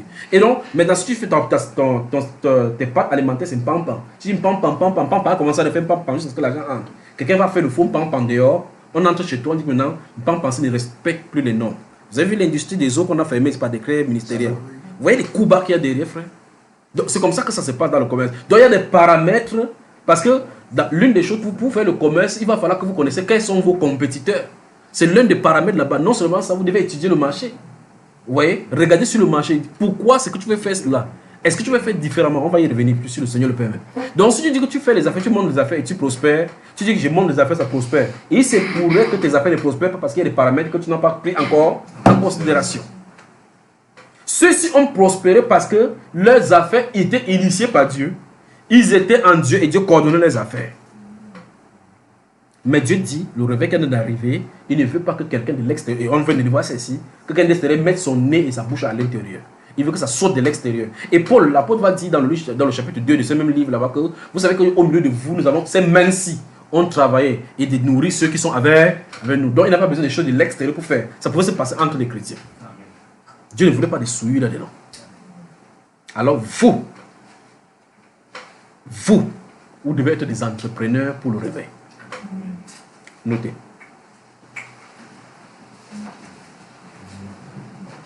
Vous devrez être des entrepreneurs pour le réveil. Vous aurez remarqué que nous sommes 24 ici, sans compter ceux qui sont en livre. Chacun est fort en son domaine. Chacun est fort en son domaine. Vous devez être des entrepreneurs pour le réveil. Quand il parle d'entrepreneur, parce que le mot entrepreneur, vous entendez entrepreneur, c'est celui qui entreprend. Entreprend de faire quelque chose d'innovant, ainsi de suite. Dans la première partie, je parlais de poulailler, par exemple. Vous dites, vous voulez faire le poulailler. Vous voulez faire le poulailler pourquoi? Où? Comment? Pour quel but? Quels sont les objectifs? Tout ça doit être clair. J'ai quand même commencé à parler comme ça, et puis demain nous trouve ici, parce que c'est beaucoup. Au fur et à mesure, là, c'est beaucoup. Alors donc, Dieu veut que vous soyez les entrepreneurs. Ça veut dire que chacun en son domaine. Là où tu es fort, tu es censé faire quelque chose qui va mettre une pierre de contribution lorsque le réveil va arriver. Bon, maintenant, ça veut dire que si le frère vient me voir pour vous montrer les affaires, on peut corriger et donner des directions par rapport au Seigneur, ce qu'il veut qu'il fasse. Parce que dès le départ, il découvre que moi, je suis bon plutôt en affaires. Il peut être bon plutôt en affaires, il fait des fausses affaires. Il n'aura jamais à exploiter tout ce qu'il avait en lui de bon que Dieu a mis. Parce qu'il a fait les mauvaises affaires. Pourtant, il peut donner le conseil aux gens, faire même le montage des affaires des autres, ça réussit. Mais pour lui, il ne réussit pas. Parce qu'il est la cible de Satan pour le désorganiser, afin que ses affaires ne réussissent pas. Conséquence, il sera entre les dettes. Il dit, ouais, genre de les gens, ça réussit. Mais pourquoi pour moi, ne réussit pas? J'ai la tête du maquereau. Non, c'est pas ta tête qui est le maquereau, c'est que tu es le maquereau. Vous comprenez cela, n'est-ce pas? On veut te manger. Et donc, qu'est-ce qu'il faut faire? Il faut rentrer dans l'eau pour connaître la loi de la multiplication intrinsèque. On y va? Donc, vous êtes des entrepreneurs. Dieu veut que vous soyez des entrepreneurs. Alors, là, il y a des questions que vous devez vous répondre. Qu'est-ce que je peux faire? C'est la question que j'ai commencé à poser. Qu'est-ce que je suis capable de faire? C'est à ces questions-là qu'il faut répondre. Et c'est autour de ces questions-là que sont construites tout le reste que vous allez faire. Dans cette salle, c'est qu'on va poser la question, chacun aura quelque chose à faire. Et vous allez remarquer que ces choses-là, chacune de ces choses-là, va être des choses à contribuer pour mettre en exergue ce qu'on va faire plus tard. Et ça, nous sommes seulement 24. Donc, voici un commerçant ici. Ça suppose donc que quand vous allez faire quelque chose, si vous voulez quelque chose pour aider à vendre ou bien à livrer, vous pouvez le voir pour qu'il vous aide dans ce domaine-là. Lui, il est homme d'affaires. Si vous avez votre affaire, frère, j'ai la possibilité d'avoir une affaire là. Vous allez le voir pour que vous collaborez pour travailler ensemble. Le but, c'est que ça fructifie pour un présent au réveil. Le frère Donatien, maintenant, il voulait expliquer le cadre juridique de notre frère. Donc, s'il monte son affaire, il se dit qu'avec 500 000, il va avoir 1 million en 3 jours. Et il a pris cet argent-là quelque part où il est censé rembourser. Maintenant, il a investi. Donc, ça veut dire qu'il a injecté de l'argent avec ses propres ressources. Maintenant, même pas ce qu'il a injecté ne ressort. Pourtant, il espérait avoir 3 fois plus. Maintenant, la personne qui avait cela lui porte plainte. Et entre-temps, il a les personnes à qui il a rendu service qui n'ont pas fait. Maintenant, il ne connaît pas dans ces cas, qu'est-ce que ça dit? Il consulte le frère Donatien. Et c'est un consultant juridique en affaires. Il doit lui dire maintenant comment procéder pour l'affaire. Ou bien plus encore, s'il veut faire une grande entreprise des affaires, il va devoir connaître les normes juridiques concernant son affaire qui entourent son affaire. Tu ne te lèves pas seulement comme pour celui-là également. On ne se lève pas seulement pour faire le commerce. Il y a des registres de commerce. Il y a des types de commerce. Il y a des différents régimes de patents qu'on va te mettre ou même dans tout tel ou tel régime. Là maintenant, c'est le rôle des conseillers juridiques fiscalistes pour pouvoir te dire ce qu'il faut faire. Sinon, tu seras en train de faire le commerce en tant que chrétien, en train de voler les impôts à l'État. Pourtant, ta Bible dit payer les impôts à qui vous devez les impôts. Après, tu vas dire que non, il paye les impôts, il faut même quoi avec les impôts. On n'a pas dit que payer les impôts, regardez ce qu'il faut avec les impôts. Pointe quelqu'un dit que tu payes tes impôts. Ça a été très grave au point où Camille Bria dit que payez vos impôts. En tout temps, tu chantes aussi payez vos impôts. Alléluia. Donc, ça veut dire qu'en tant que commerçant, tu dois avoir un registre qui donne le record de ce que tu es en train de faire pour payer les impôts pour l'État. Parce que c'est avec ça qu'on nourrit tes frères et autres là qui seront dans le gouvernement et autres. Pas vrai? C'est de ça que l'État préserve pour pouvoir faire les choses. Jésus a payé les impôts pour passer pour entrer dans son territoire, frère. Pour quelqu'un encore dit paye les impôts. Donc si cet homme-ci, si le frère Dieu veut faire les commerces et qu'il fait faire, remarquez que d'autres personnes maintenant font les commerces que sur WhatsApp. Il y a donc les lois numériques sur la gestion des commerces. Donc ça dit que maintenant même si tu fuis, non, je n'ai pas ouvert quelque part, comme ils cassent le commerce, les gens venez fermer mon truc. La loi dit que si tu fais les commerces sur Facebook, tu dois payer. Il y a une façon de prélever. C'est les nouvelles lois de finances qui sont introduites. C'est la loi des commerces, la loi des impôts de façon numérique. Donc tout commerce que tu fais, si tu fais un t-shirt par Facebook, tu dois payer les impôts. Donc on ne peut pas esquiver. Si c'est sur WhatsApp que tu mets sur le statut, que la chose c'est combien, ça fait 200, tu dois payer les impôts. Frère Jimmy dit que non, il fait ça de façon ambulante. Maintenant, pourquoi on est là? Quand les gars des délégués du gouvernement viennent, ils ne fuient pas comme ça là. Vous voyez que c'est un chrétien qui ne paie pas les impôts.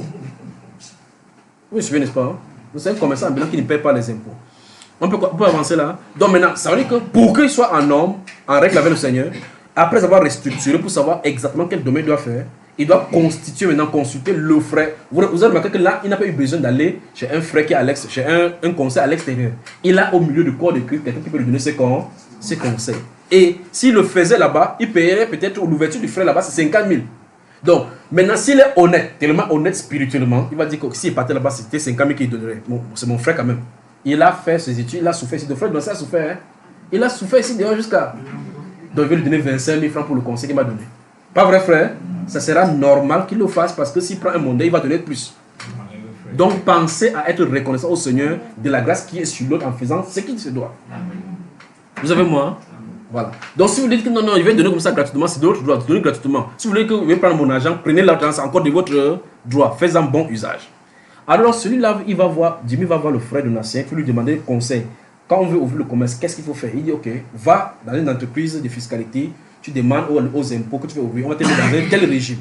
Dans ce régime, tu vas faire les déclarations de tes impôts. Voilà comment ça se passe. Maintenant, tu commences à faire, il y a des taxes, peut-être, peut-être c'est les, quoi, tu occupes temporairement les, vous appelez la chaussée, on va te payer ça en mètre carré. Si tu prends plus d'espace, sache que tu vas avoir plus de millions à payer. Et ça, c'est un trimestre. Donc voilà autant de choses. Si on ne fait pas cela, vous aurez besoin de quelqu'un à l'extérieur. Et donc, quand on sera au milieu du corps de Christ, on ne pourra pas prêcher avec justice. Parce que quelqu'un va venir vous dire que, gars, ça fait 2 ans que je vole les impôts. Tu comprends que c'est acheté ici, pas vrai? Et tu ne peux pas lui donner le conseil sans être toi-même conseiller. Sans être toi-même conseiller. Alors donc, nous avons un commerçant, un homme d'affaires, un conseiller au commerce et à l'affaire. Pas vrai? Ça commence à avancer. On continue. Prochain homme. Remarquez qu'il pose la question aux hommes parce que le Saint-Esprit a dit que les femmes ont la sensibilité de l'esprit pour les pousser à parfaire ce pourquoi ils sont appelés. Oui. Bonsoir. Bonsoir. Plus dans le transport et l'agriculture. Donc ça veut dire que si ça fait le commerce et que celui-là, tu peux porter. Bon, restons avec toi souvent. Quand tu portes souvent, il te paye vraiment. Vous savez, il y a ces choses que j'entends. Il y a des choses que j'entends au milieu des chrétiens maintenant là. On dit que normalement, comme tu fais le commun, comme tu es chrétien, tu vois, quand c'est le chrétien, tu vas seulement lui donner. Il faut que vous pointez quelqu'un. Il faut arrêter la sorcellerie dans le milieu chrétien. Donc ça veut dire que si un frère a un taxi qui n'a de conduire, comme c'est le chrétien qui porte, il ne paye pas. Bon, le chrétien qui était en route là, l'argent qui était celui-ci, il voyait un monnaie, il devait donner où? Je veux qu'on réfléchisse même avant de regarder la Bible. J'ai conduit mon taxi. Je te vois en route, vous êtes en route. Le taxi là, quand il va à l'essence, il dit au pompiste que je suis chrétien, Jésus m'a sauvé. Même moi l'essence de 10 000. Hein les frères? Non. Quand la voiture tombe en panne, je vais au garage et dire, sachez que je suis chrétien, c'est Dieu qui a créé tout, même le fait que tu utilises là. Arrête ma voiture, c'est ça frère? Si la pièce ou bien le roulement, il faut changer, tu vas aller chez le roulementaire là-bas pour prendre ça. Maintenant, quand c'est le chrétien, tu vas porter le chrétien, tu vas aller là-bas. Oh frère, j'ai même quelqu'un qui veut visiter là-bas, il devient nos coussiers. Après le frère, il garde son cœur, il dit, il garde mon cœur, il ne murmure pas. Tu vas murmurer. Parce que quand le Seigneur vient, quand tu vas rouler l'aiguille en jaune, tu ne peux pas pisser là-dedans pour que sa voiture roule. Si tu veux, tu ne prends pas l'argent, tu vas dire que Seigneur, j'ai pris que la voiture nous amène là-bas. Quand ça va amener là-bas, tu vas arriver, il va falloir que tu ressortes avec la voiture. Donc, quelqu'un qui a par exemple son taxi, qui est de conduire en tant que chrétien, au lieu que les mondes l'encouragent, c'est même à toi de l'encourager. Ça veut dire que normalement, si tu prends, tu dis, frère, porte-moi de là-bas à là-bas, je te prends ça, je vais te payer 2000. Pour encourager cette action-là. En faisant ça, tu sais, dans ta vie, Dieu multiplie encore cette sémence. Bien plus, c'est nous qui commettons plutôt les injustices. Que non, frère, amène-moi là-bas. Non, tu veux porter, ne me double pas. On ne te sait même pas. Tu roules toi comme un prince. En fait, tu es une princesse. Un prince qui a des caractères envers ce sujet. Maintenant, il part comme ça là. Pose-toi la question. Si son impôt libérateur finit, l'impôt socialement, il va faire comment? S'il vient me dire, on l'arrête comme ça, il va dire, c'est toi qui s'est dans le même temps, il faut qu'il ne paye pas les impôts. Pourtant, l'argent que tu devais donner, il devait payer les impôts. Donc, il tente de poser la question à ses frères. Quand on te porte, il y a des gens qui disent au milieu chrétien que non, si tu as un frère, tu vends le commerce, si un frère vient prendre ça, tu ne dois pas lui demander l'argent. Donc, tu viens prendre, va prendre pour le mondain, alors on voit. Ou bien encore la personne, si quelqu'un va à Youp, si cette société va à Youp pour aller prendre le poisson, elle plonge dans l'eau, le poisson vient. Elle dit que ce n'est pas Pierre là-bas. Pierre avait tiré 150 poissons, même si elle a chaque fois, ça ne doit pas sortir. Et puis elle vient exposer, elle sort à 4 pour aller chercher le poisson. Elle vient, elle dépense de l'argent, dépense pour poser, elle nettoie, elle dépose. Si ma soeur, au nom de Jésus, donne-moi le poisson le plus gros. Arrêtez ça, d'accord? Arrêtez ça, faites ce qui est juste. Il faut que nous on agisse selon ce qui est juste. Posez-vous la question, quand ce sont le monde, comment vous agissez? Faites ça plus là, c'est les chrétiens. Quelqu'un ouvre son entreprise.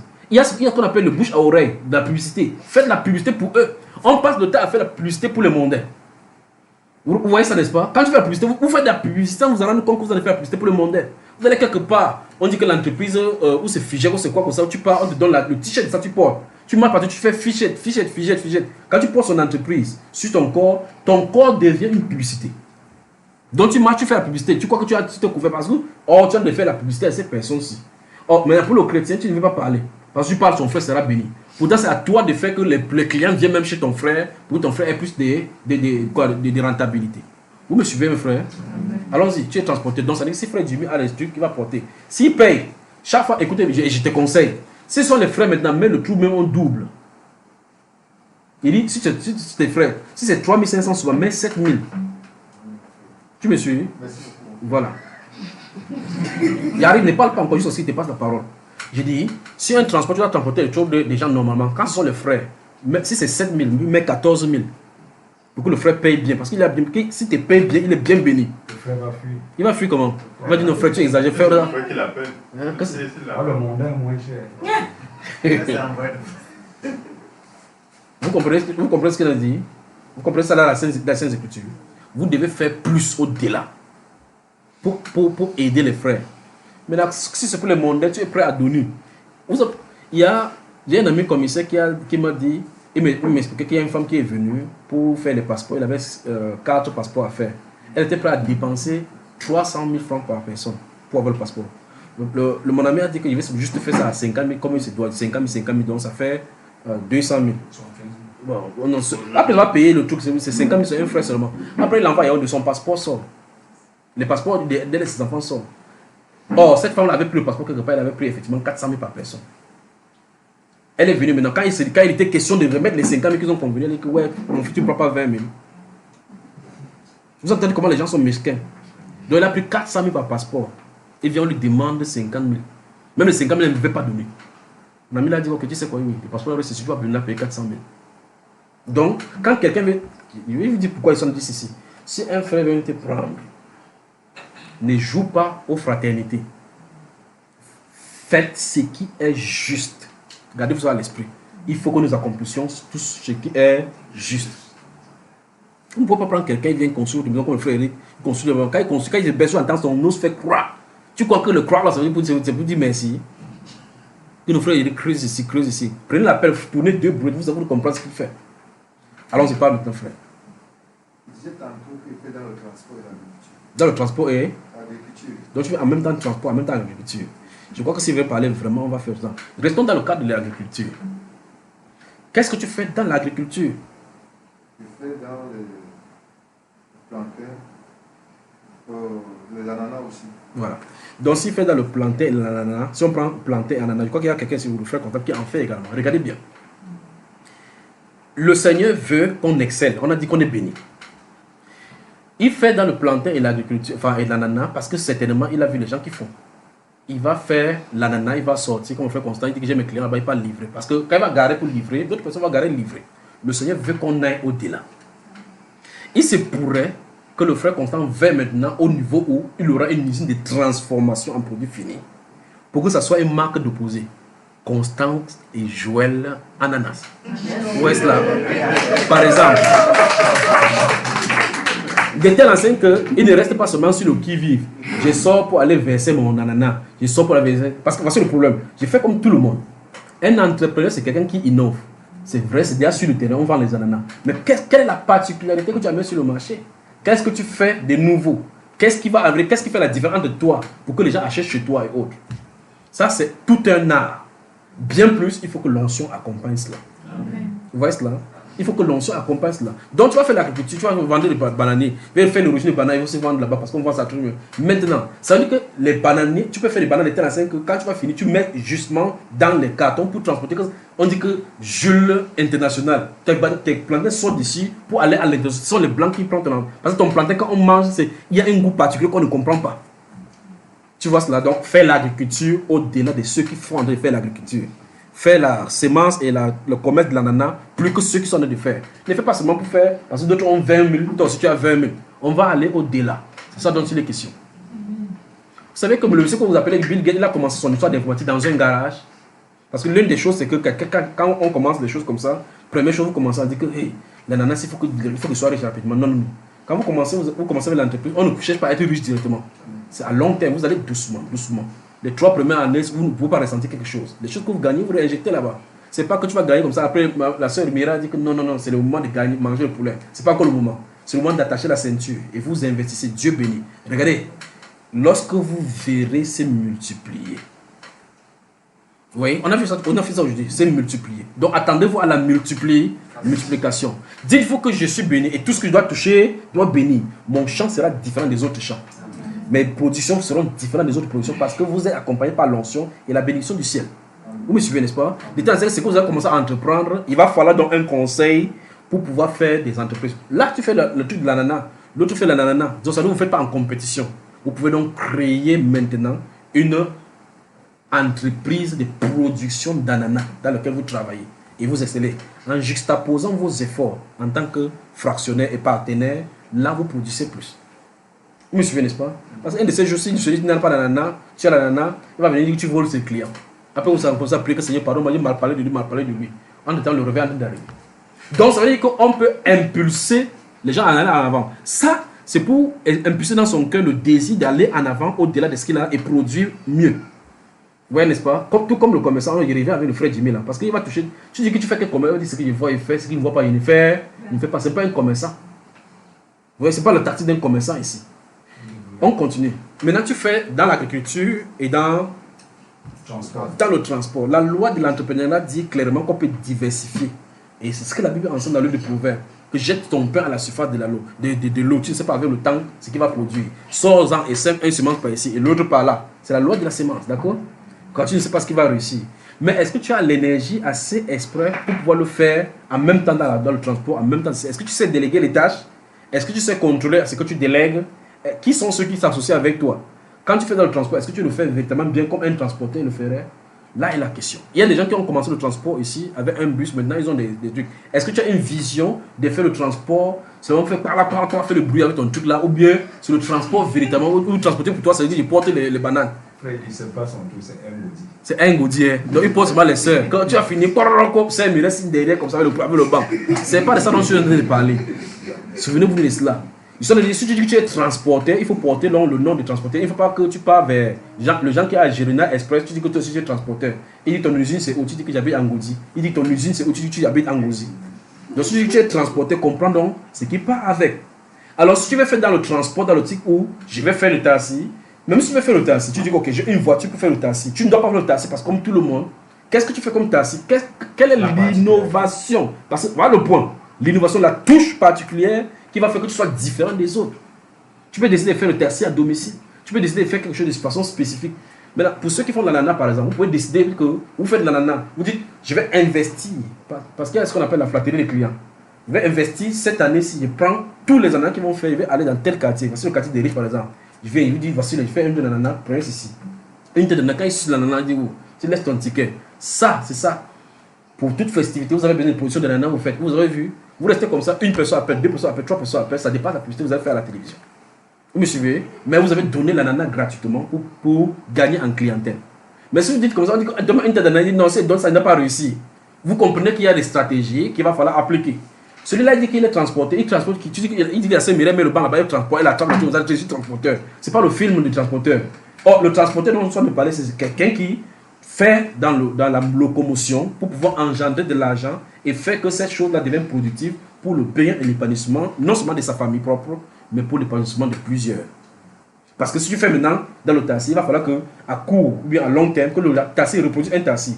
Pour que nous allons poser la question en amont, que si quelqu'un croit maintenant que demain, il ne veut plus faire le travail de l'iniquité. Peut-être c'est un frère qui a le permis. Tu dis, ok, comme tu veux le permis, prends mon deuxième taxi.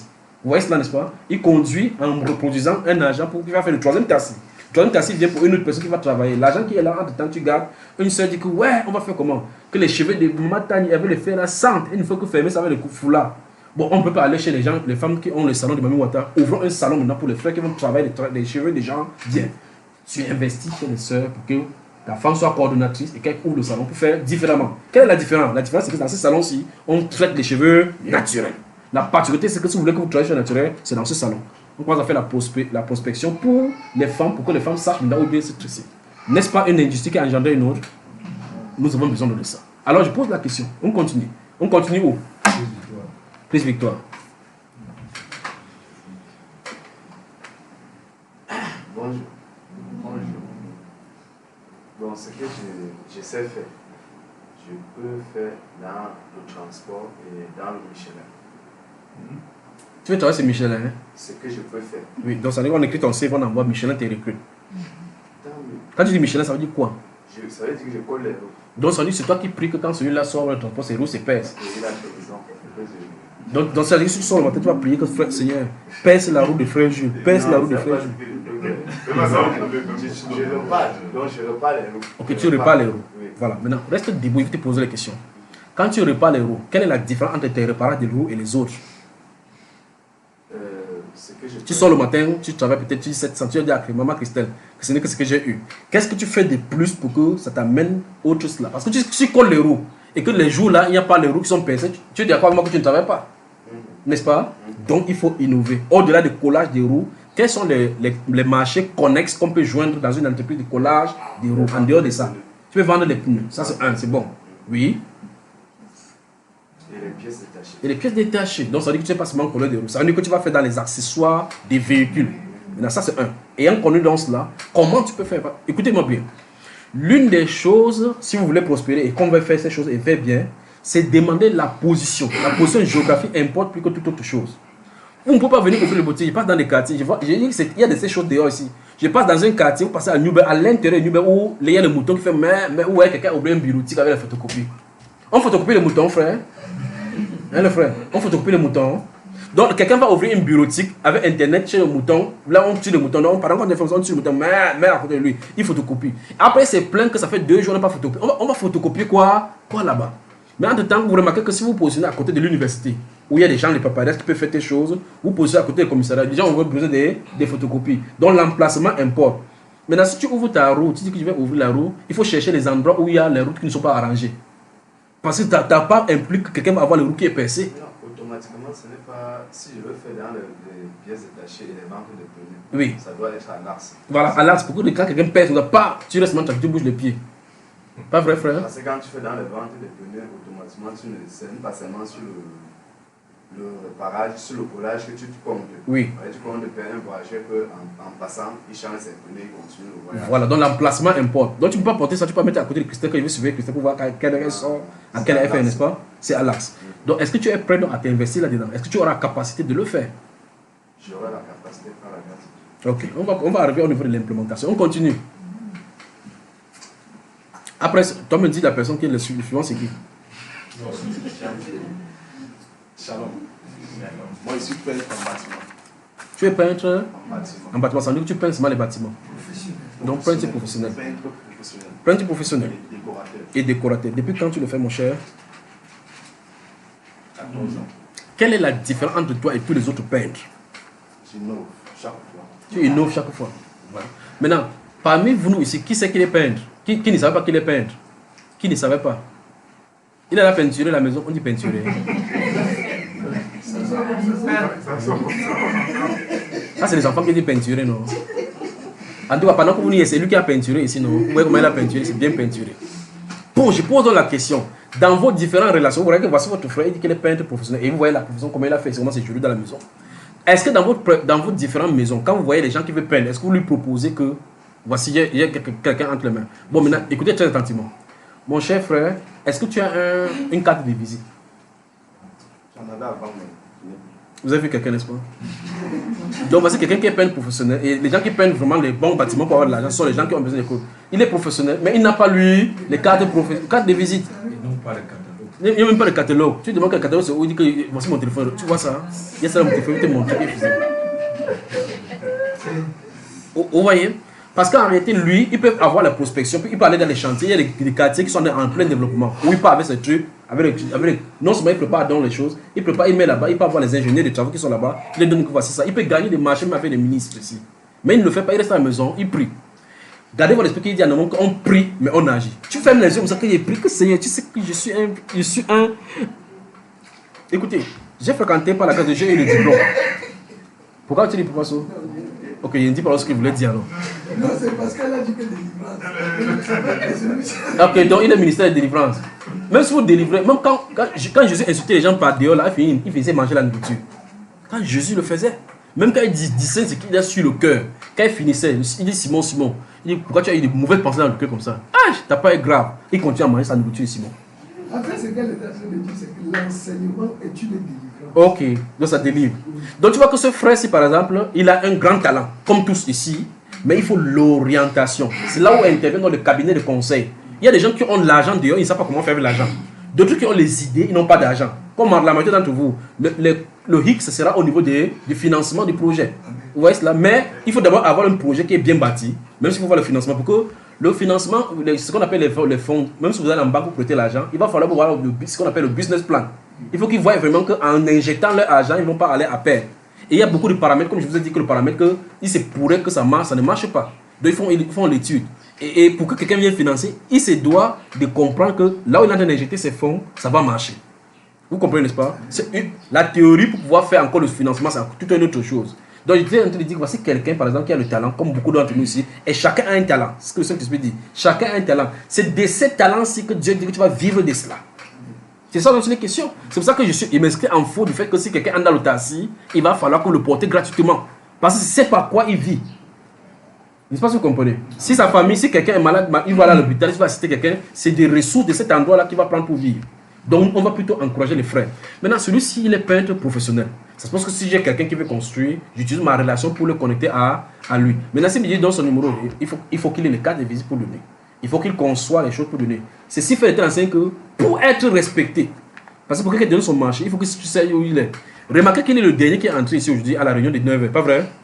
Donc voici quelqu'un qui, on va le chercher, peut-être sa femme va appeler son téléphone, passe pas. Tu dis que frère, tu es où? Il y a un marché sur toi, il dit, oh, ils sont en train de déjeuner. En tout temps, son téléphone ne passe même pas, il ne sait même pas où son téléphone, il s'en passe plus 3 jours, ça ne passe pas. Voici un marché de 3 millions par exemple qu'il a raté comme ça. Vous me suivez, n'est-ce pas? Parce qu'il n'a pas de stratégie innovante pour pouvoir mettre ces choses.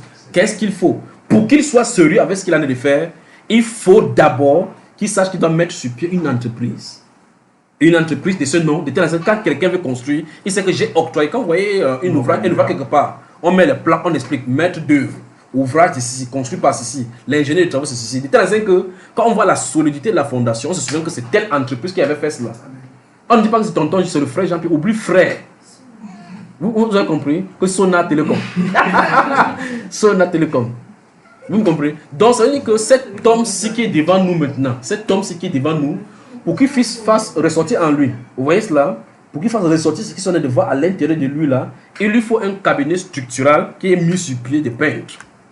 Parce que ce n'est pas lui qui peint, il a ça en lui, il peut inculquer ça aux gens. Et dans ce cabinet, il y a un centre de formation pour les peintres. Parce qu'on est en carence de cela. La peinture, c'est un art. On ne mélange pas la peinture n'importe comment. Tu vois la peinture, quand tu vois ça, oh lui, tu crois que tu peux seulement prendre le pinceau faire. Quand tu vas soulever le doigt 2 fois, 3 fois comme ça, là, et que tu vas sentir que ça fait mal ici, c'est là que tu vas continuer en me disant que frère, je viens demain. Donc, lui, il a un an à transmettre. Non seulement il doit ouvrir un cabinet pour pouvoir faire des transferts. Si quelqu'un veut donner un truc, on sait qu'on a donné à telle entreprise. C'est au nom de l'entreprise qu'on travaille, c'est d'entreprise à entreprise. Il gagne le marché en tant qu'entreprise, pas en tant que personne. Pour pouvoir payer les impôts, pour qu'on sache qu'il est là. Là, il jongle avec l'État, il gagne le marché, l'État ne voit rien. Vous demandez ça fait 14 ans qu'il travaille, il n'a pas payé les impôts. Tu as payé les impôts chez ceux qui travaillent, frère.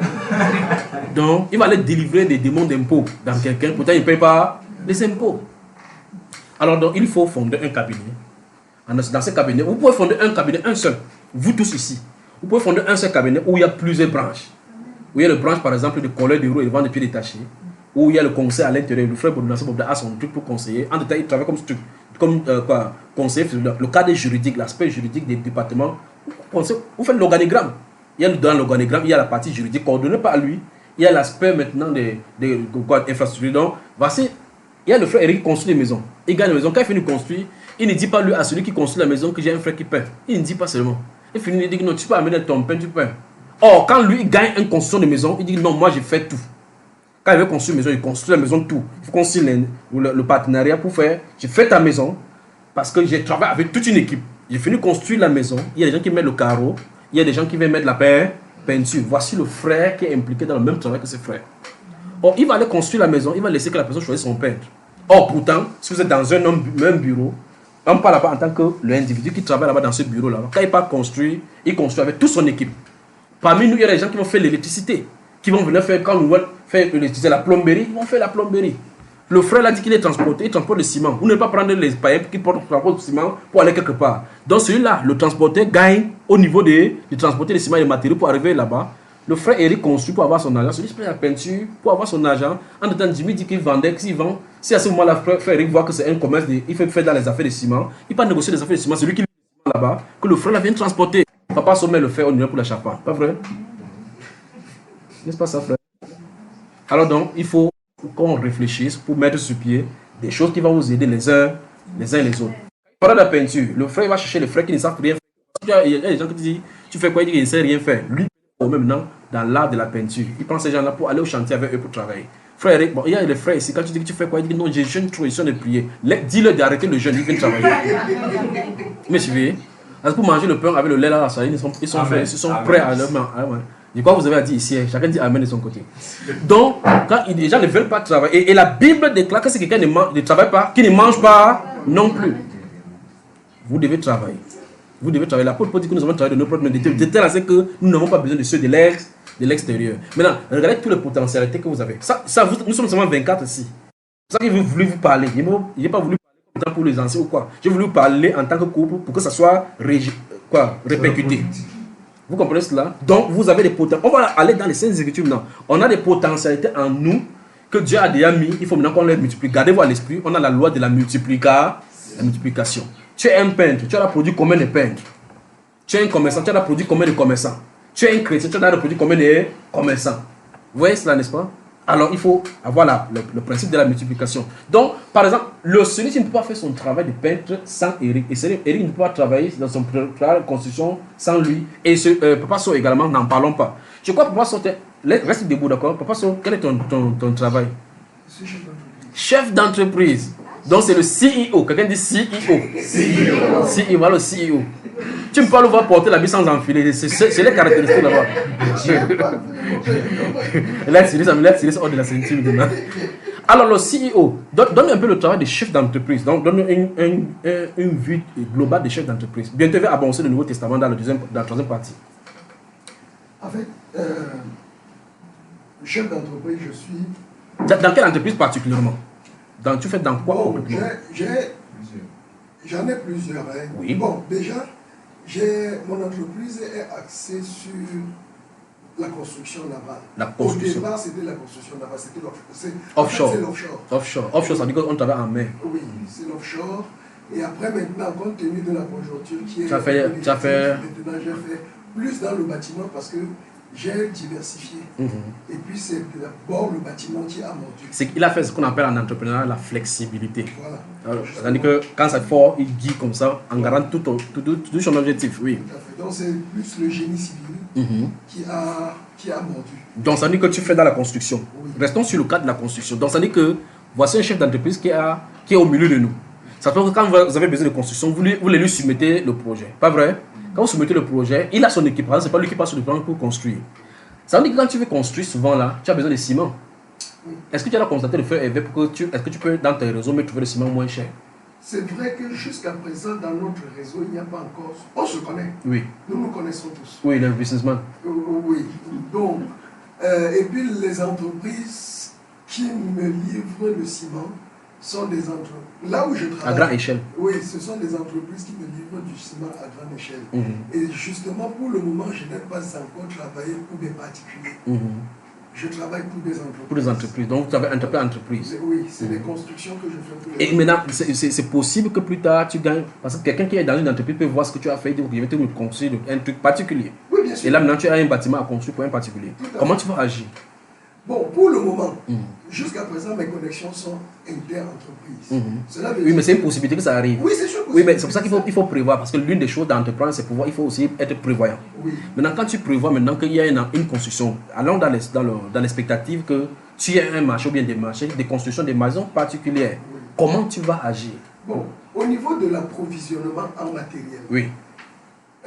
Jusqu'à présent, et c'est peut-être pour le déplorer, nous n'avons pas encore les frères qui font dans le domaine de la vente du matériel, je veux dire style quincaillerie, qui puisse aider qui puisse livrer le matériel. Mais frère Albert dit qu'il est un homme d'affaires. Donc ce qu'il trouve, il fait. Donc, il peut trouver le quincaillerie. Tu dis faire ciment, il fait. Oui. Ciment, il fait. C'est pas ça, frère? Oui, ça c'est vrai. Pendant que nous sommes en train d'en parler, oui. N'est-ce pas?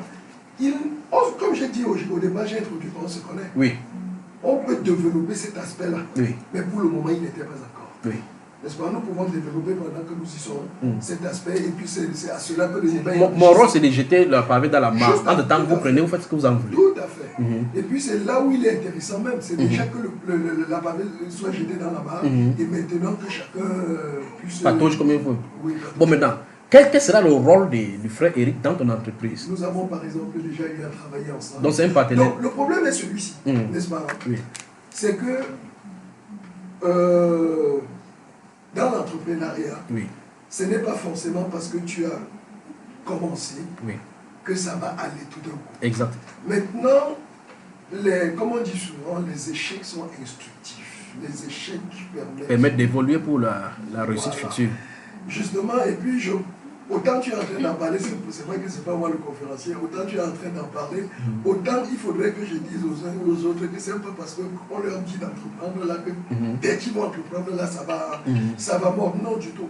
Donc on va entreprendre, on va tomber, on va se relever. On va se relever. Le plus important déjà, c'est de garder la vision. C'est de se laisser instruire par chacun des échecs.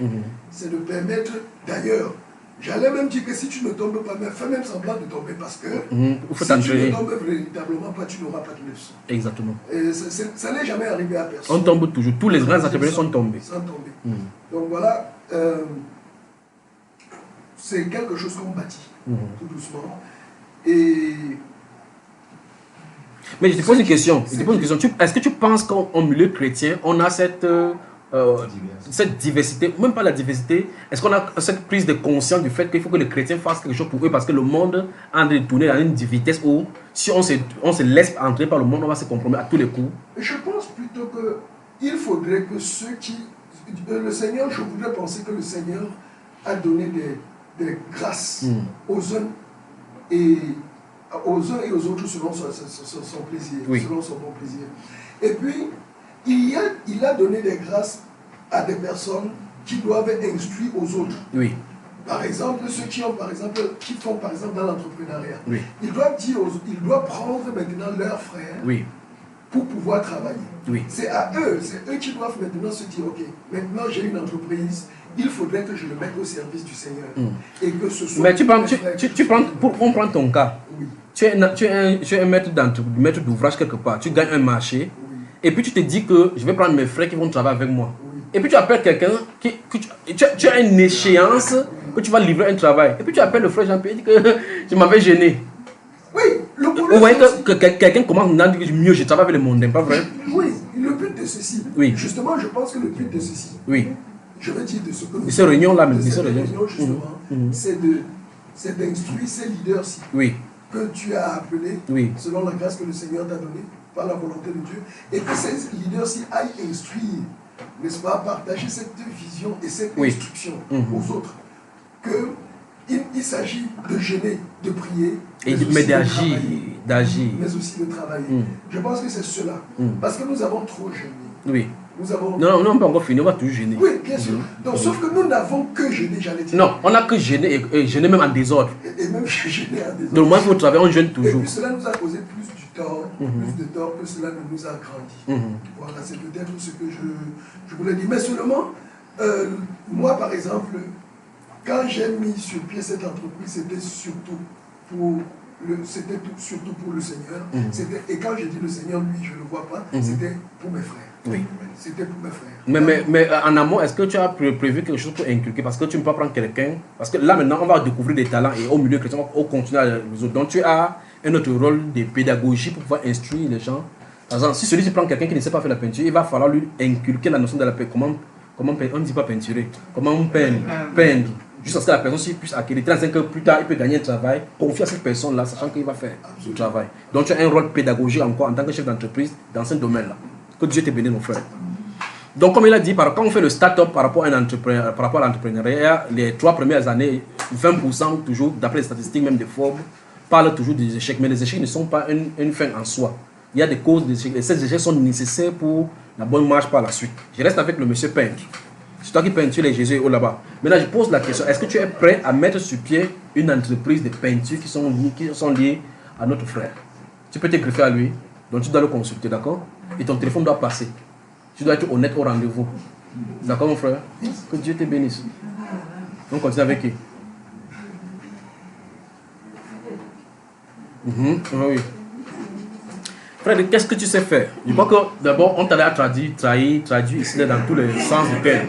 Mais toi-même, dis maintenant de ta propre bouche. Parce qu'on peut faire ça que tu n'es même pas un frère maçon. C'est la classe de ça. C'est un vrai, hein? C'est la classe de ça. Alors, par contre, donc c'est toi qui es en train de construire la maison de dénomination. Vous voyez, ce qui est bien en milieu chrétien, c'est que si on te confie le marché, tu ne peux pas le toi voler en disant que vous savez que les techniciens volent. Tu vas seulement que calculer comment le prix du ciment est. Si tu fais tout, tu peux ajouter 50 là, c'est pour ton transport. Je peux témoigner que le frère Eric est l'un des hommes les plus honnêtes que j'ai rencontrés. Amen. Je peux témoigner ça. L'un des hommes les plus honnêtes. Que tu donnes n'importe quel argent, même si ça reste haut, tu lui donnes même, il refuse même, il prend son carburant. Et ça m'énerve souvent. Pas qu'il est honnête, ça m'énerve, c'est que tu lui donnes même l'argent, là il ne veut pas prendre. Donc c'est l'un des hommes les plus honnêtes. Je voudrais faire témoignage à ce propos. Oui. Et puis ça m'a énervé. Ah, toi aussi. J'ai travaillé avec le frère. Vous savez, nous sommes dans le... Comme je dis, j'ai travaillé avec lui. Oui. Et nous avons gagné un marché. Ça enregistre. Oui. Ne donne pas le nom, donne pas le nom. Nous avons gagné un marché quelque part chez quelqu'un qui ne paye vraiment pas. Oui. Et qui est très exigeant. Et généralement, chez les techniciens, il y a la marge, il y a le comment est-ce qu'on travaille, et il y a la marge du bien faire, même si on ne respecte pas forcément la norme. Parce que généralement, les normes sont très extensibles. On peut dire par exemple que tu mets un sac dans 3 brouettes, et puis tu mets plutôt un sac dans 3 brouettes et demi. Avec le frère, ça ne passe pas. Il doit mettre comme c'est dur. Ouais. Ça t'énerve. Et la vérité, c'est quoi? C'est que la vérité, c'est quoi? Par moment, nous avons besoin de jongler pour avoir un minimum extensible. Une marge. Oui. Quand tu parles de marge, c'est que pour avoir un reste à la poche. Je dis que ça passe au Quand tu parles de marge.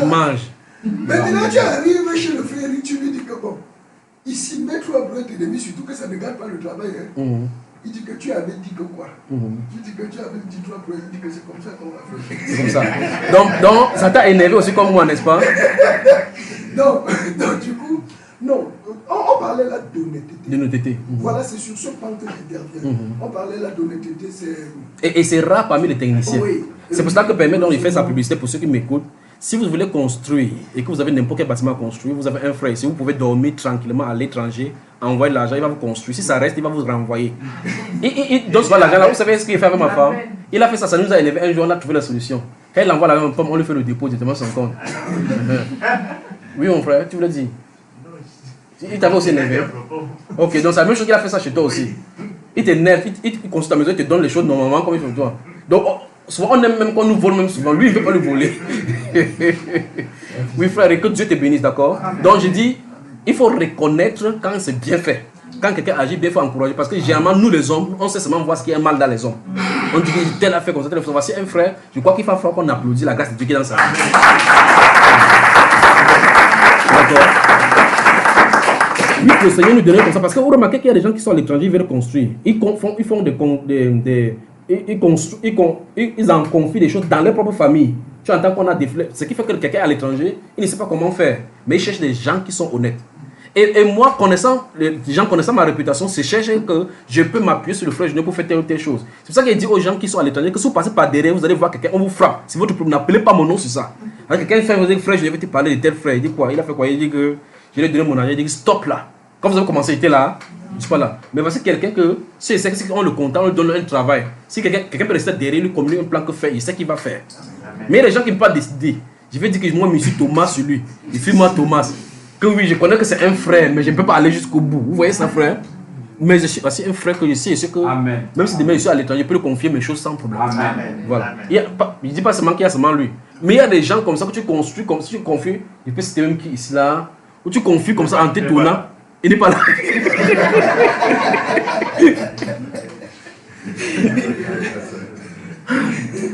Ou si tu confies la clé, si vous voulez confier, mettez seulement la caméra dans un armoire. Vous dites que prends la clé de l'armoire, si n'ouvre pas, hein, parce que j'ai mon bien là-bas. Quand tu vas venir prendre la vidéo, tu vas voir la face, son face à face dedans comme ça. Parce qu'il a ouvert pour savoir ce qu'il y a là, dedans. Mais pourtant, le frère Eric vous donnait une enveloppe que n'ouvre pas. Vous allez venir qui n'a pas le ouvert. Que Dieu le bénisse vraiment. Amen. Oui, mon frère parle. Oui. La chose a été bien dit dans son groupe. Oui. Je suis technicien en bâtiment. Et le mal dans ça, c'est que j'ai l'habitude de travailler toujours avec Les frères. les gens du dehors. Oui. Puisque dans le corps, C'est il y a rare. peu qui s'investissent dans le génie civil. Oui. Parce que c'est un domaine qui est très dur. Et qui nécessite la force physique. Voilà. Donc, Bon, là, sur ce point, on va faire quelque chose. Vous, les dirigeants qui vont dans différentes assemblées, quand vous voyez les frères qui disent que non, je ne fais rien, les gens de personnes comme ça, là, tu les prends. Comme si tu ne fais rien, je vais t'inculquer. Il y a des choses, il y a des génies civils qu'on fait à l'école. Il y a des gens qui apprennent sur le tas. Des gens de personnes comme ça, là, vous les prenez pour que quand, chaque fois, et vous les dirigeants, soyez-en sûrs de mettre ici en pratique ces choses comme une recommandation. Amen. Que si quelqu'un ne veut pas travailler, qu'il ne mange pas non plus. Amen. Vous voyez cela, n'est-ce pas? Donc, des personnes comme ça, là, quand, voici le frère Eric, par exemple, il dit, il travaille. Et avec son intégrité, les gens qui sont tout autour de lui, qui travaillent, qui sont le monde, vont vouloir le pousser à la corruption. Vous comprenez cela, non? Parce qu'il y a des gens qui prennent le ciment comme ça, comme le papa dit, ils tapent un sac de ciment, ils font cela, après ils distraient un autre sac de ciment, ils gardent. Ils distraient ça, ils gardent. Vous remarquez que vous voulez construire une maison avec ils ont dit c'est 50 sacs de ciment. Si c'est 50 sacs de ciment, 10 sacs sont à mettre à l'extérieur. Or, s'il est là avec les chrétiens, ils savent qu'ils vont bâtir. Si le ciment reste, on peut dire à la personne que voici le ciment qui est resté. Bon, lui, il veut travailler avec les chrétiens, mais les gens sont sur place, il ne veut pas travailler. Vous comprenez, n'est-ce pas? Donc, si vous avez des gens au milieu de vous, des hommes qui n'ont rien à faire, dites-leur de contacter le frère Eric. De contacter le frère, par exemple, le frère Jean-Pierre, pour que si les uns fuient par rapport à la pénible force qu'il faille pour la construction, encore que pour la construction, ce n'est pas n'importe quoi qu'on fait par la faille. Il y a des différents domaines qui peuvent rendre le service. Et ça, c'est pour que la personne acquiert des aptitudes, des compétences. Parce que ça peut être difficile. Chaque travail est difficile dès le départ. Il n'y a pas de travail qui soit facile. Si vous allez construire, je dis que non, il faut conduire la voiture. Quand vous allez vous asseoir 2 jours, vous allez commencer à comprendre ce qu'on appelle le problème du disque lombaire. C'est le lombaire. Et ça, vous allez comprendre que même le travail de taxi n'est pas facile, que il ne s'agit pas seulement de tourner comme ça comme Michael Knight. Donc, pour ceux-là qui fuient pour la maçonnerie, il y a le cas de le frère qui est là. Il suffit ça, il peut connaître au moins la roue. Mais il y a des roues qui explosent, ça frappe ton visage. Donc, même n'importe où il y a des problèmes. S'il veut aller avec le frère Eric, il y a le frère Eric qui décharge souvent des maisons, ils vont porter le lit pour charger dans la maison. Donc, on n'a pas besoin de paresseux au milieu de... C'est le deuxième point que nous allons voir maintenant. La paresse en milieu chrétien, on finit avec. Notez. La paresse en milieu chrétien, on finit. On va voir cela dans la troisième partie. On prend une pause et on revient dans la troisième partie pour développer cela et déployer. Que Dieu vous bénisse, que Dieu vous bénisse, que Dieu vous bénisse. Amen.